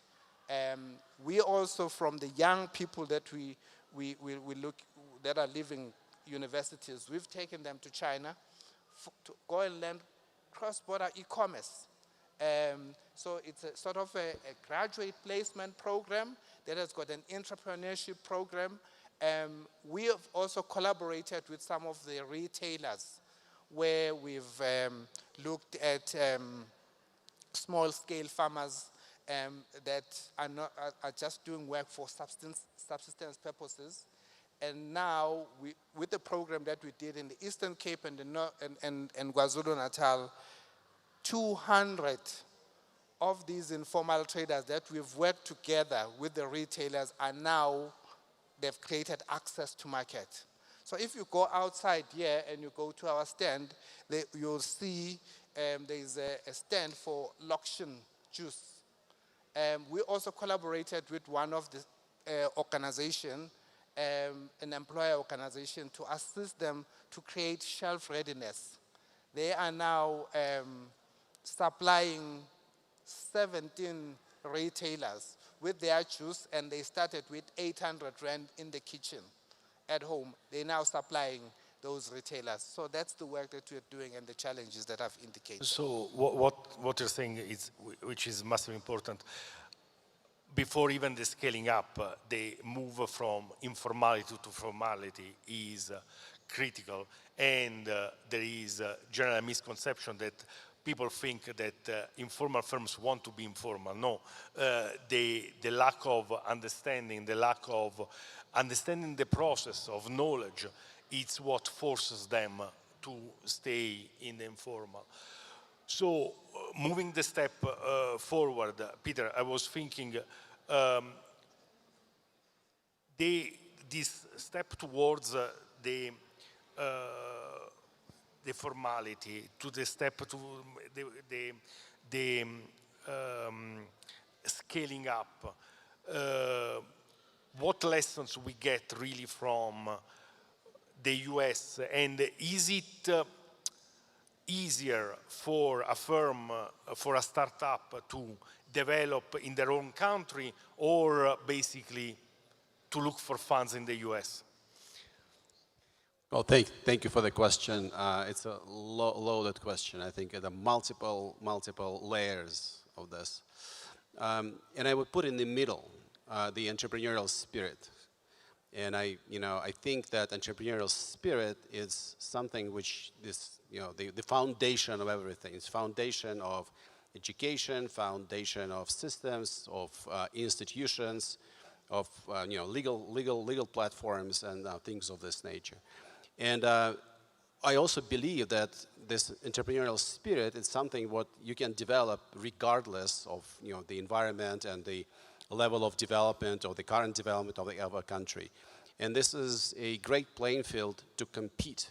So I would say my experience in the United States that the main thing is this entrepreneurial spirit. Just be brave, be courageous, be daring, and just try it, right? Don't expect handouts from government, salaries, just go and do it. And that's what the United States is famous for. Now, it's also supported by most of what I just mentioned, right? System of education, of research centers which generates IP, fundamental research, applied research, private corporations which generate a lot of IP and actually play a very important role in the venture creation and CVC, corporate venture capital environments. Then you have all your legal system which protects the investor, protects the entrepreneur, protects property. Then you have your financial institutions and multiple layers of investments from venture capital, from the private investors, friends and family, and angels, and venture capital, private equity, and then equity markets. You're a banker, you know that better than I do. Anyway, so this whole thing put together, and also I will repeat it, it's very open, very supporting and diverse environment. We have a native speaker here, but I'm not, and everybody in the United States speaks with some kind of accent, and it's absolutely fine, it's absolutely acceptable. All cultures are welcome, and you have a lot of local communities of first-generation immigrants who provide you support, and it's very welcoming kind of environment. So that's what I would say in some maybe more or less structured way, are competitive advantages, right? And then money speaks. It's the biggest market for investment. It's the biggest market for unicorns. It's the biggest market for equities, right? So the whole thing works. But again, it starts with entrepreneurial spirit and being daring and audacious. So the entrepreneurial spirit, it's clear we have it everywhere. It's how to channel it in the right way. And from what you said is, so the spirit is there everywhere. And from township... I would say, sorry, spirit is here. Yes, definitely. So just let's do it. But as Chambani was saying, you have it starting from the townships, so there the vitality there exists. The education, as Tom has made, is massive. But inevitably, you face some challenges. So what you described that makes easier in the US, aside of the availability of funding, is the smoothness of the process. What Francisca was highlighting, that yes, in Germany you move, but as soon as you move next door, and France is literally next door, you basically have to start from scratch, and have to start from scratch with everything different, from any single law to language to everything. But before tackling that, Chris joined us. Chris, do you see in the US some challenges that you have heard in this conversation over the last couple of days that are still not being properly addressed? And actually, the US, let's reverse, because until now we have talked what we can learn from the US market, but what the US can learn from the African market, from the European market. Am I on? Can you hear me? Yes. Can I stand? Yep. Or, God, I've had a long morning, a long night, and have been running to get here on time. Sorry, I apologize for my tardiness. A bit louder. Can you hear me better? Can you hear me in the back? So, there's this age-old academic exercise that goes something like this. If a tree falls in the woods and nobody is there to hear it, does it make a sound? How many of you have heard that before in the past? I used to always say, all the way up till, I guess, coming here to South Africa, of course it makes a sound. the displacement of the air, the crashing of this tree hitting other trees and hitting the ground, interacts with hair follicles within the ear, and you hear a sound. And even if there's nobody there to perceive it, it still makes a sound. I'm not sure of that anymore. I'm not sure of that anymore. Now, when you apply that to small business, when you apply that to small business here in South Africa, in the rural areas, if a small business startup in South Africa, in the rural areas, if it fails, if it falls, is it heard? Is it heard? No. No. We have a lot of systems within the U.S. that, within the financial systems and our internal revenue systems, that they track everything. Typically, when something falls or fails, they leave a lot of debt behind and a lot of travesty within the area. Sometimes it breaks up households, bankruptcies, breaks up marriages. Here in South Africa, they don't have that system. And I know a lot of companies, the first thing they ask for is money. Money, money, money, money, as if that's going to solve the problems. Bankers that you go to give you money don't own that money at all. That money comes from your retirements, from your savings, the money that you want to save up for your children to go to college. And so the banking system is quite robust within the US and within other countries. And when I mean robust, we have all these laws, regulations in order to protect the savings there. So if a small business were to come into a bank, go into an institution to get money, they can't just simply give them the money. The bankers themselves can get in trouble if they were to get a loan that were to fail. Because then the money that you're saving for your children to go to college or your retirement would be gone. That gives us a rather large problem here. We have startups that want money and need it. We have bankers that have a lot of rules and regulations that stop them or impede them from just giving away money. So how do they get the money? How do they get that? Typically in the US, we have different organizations, and I'm involved with one of them, that what we do is we help a company go from a startup to a larger company. We help scale them up. And so what we'll ask for with a company is, do you have a product? Right? Do you have a product?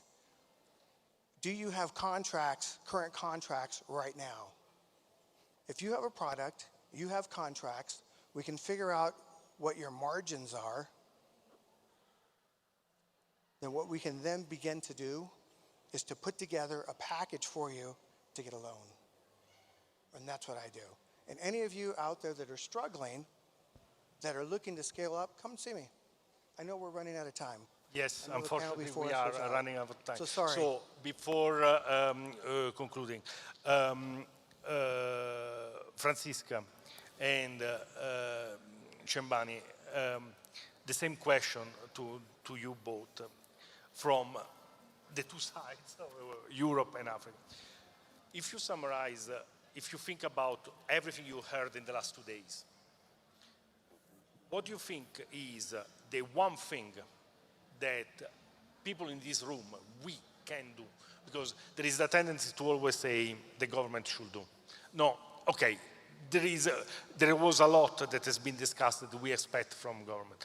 But what is the people in this room should leave today as a priority to actually do from tomorrow? You start. It's a very small question to the end. I think it takes 3 parts to form a startup ecosystem. So no funder can be successful on its own. It needs not only a village to raise a child, but also a village to raise a startup.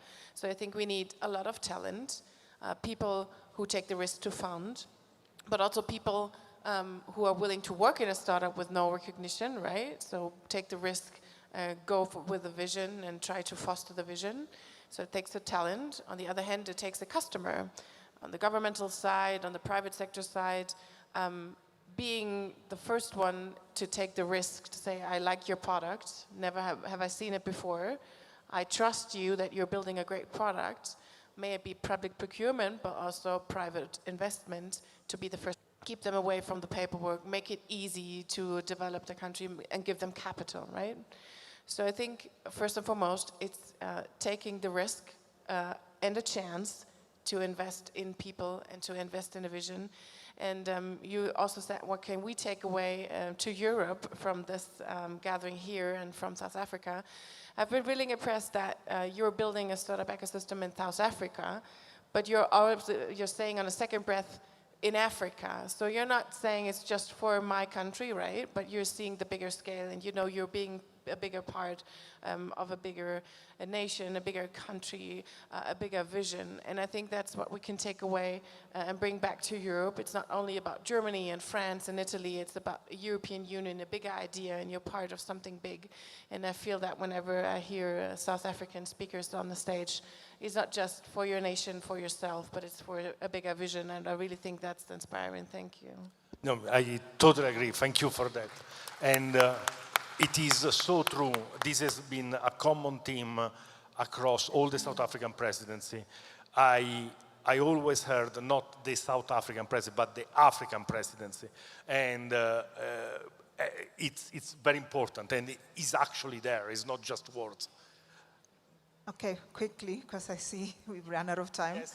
I think if there's one thing that I think we should do, and what we've learned from the last 2 days, I think everybody talked about it, to talk to each other, to collaborate and learn from each other. Yes, we come from, different economies, but we've got similar challenges. And instead of reinventing the wheel, if you've done it, I need to learn from you, and then I can actually implement in our environment. But I think one thing that is easy to do is to talk to each other, learn, let's share frameworks, let's share systems that we can actually easily implement. And I think that's it's one thing that's easy to do, to open up ourselves. I mean, we come from different organizations. Let's share. Let's enable the startups that we support or the communities that we support to learn from each other and open up ourselves. So I think that's something that we can easily do and we can actually easily measure. And to conclude, we have 1 minute left. Right. And Tom, this 1 minute, what is that you take back in the government today and say, what I learned out of the Startup20 is that we have to do more of? I think I'm just going to be quick. No education or no skills development will be successful without working with their whole other ecosystem. Because if we're not collaborating in that particular area, we're just training people for unemployment. Thank you. I was hoping you were saying that. Thank you very much. Thank you very much. Thank you very much. Gianluca Riccio, fantastic. Thank you very much to you and your panel as well. In the interest of time, I'm going to just keep it moving. But before we move on to the second last item of this official program, we are delighted to welcome a delegation from Japan under the leadership of Professor Hidetoshi Nishiruma and his team. You are welcome. Thank you very much. Now, following those insights on scaling startups, we're now looking ahead, right, and building lasting impact. And to discuss the SU20 South Africa Legacy Project and outline a path forward, please welcome Mr.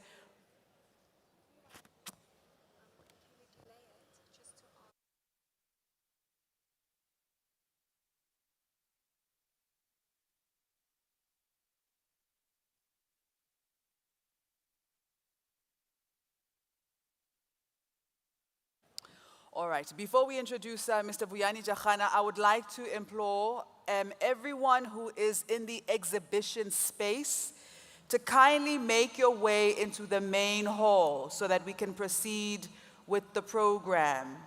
And we have to wait for everybody to come inside and sit down before we can proceed.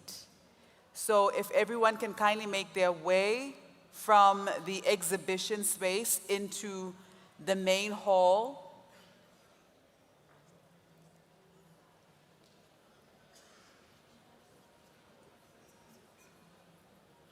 And be seated before we can continue with the program.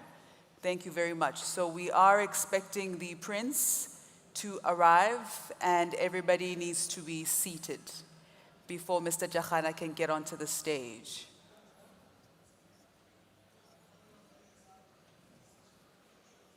I'm just checking with the team at the back there. Am I audible in the exhibition space? I am? They can hear me. So everybody in the exhibition space, kindly make your way to the main hall so that we can finalize the program and close the program so we can all have lunch. I'm pretty sure I can hear the tummies rumbling as we speak. All right, thank you very much. DJ, I think take it from here.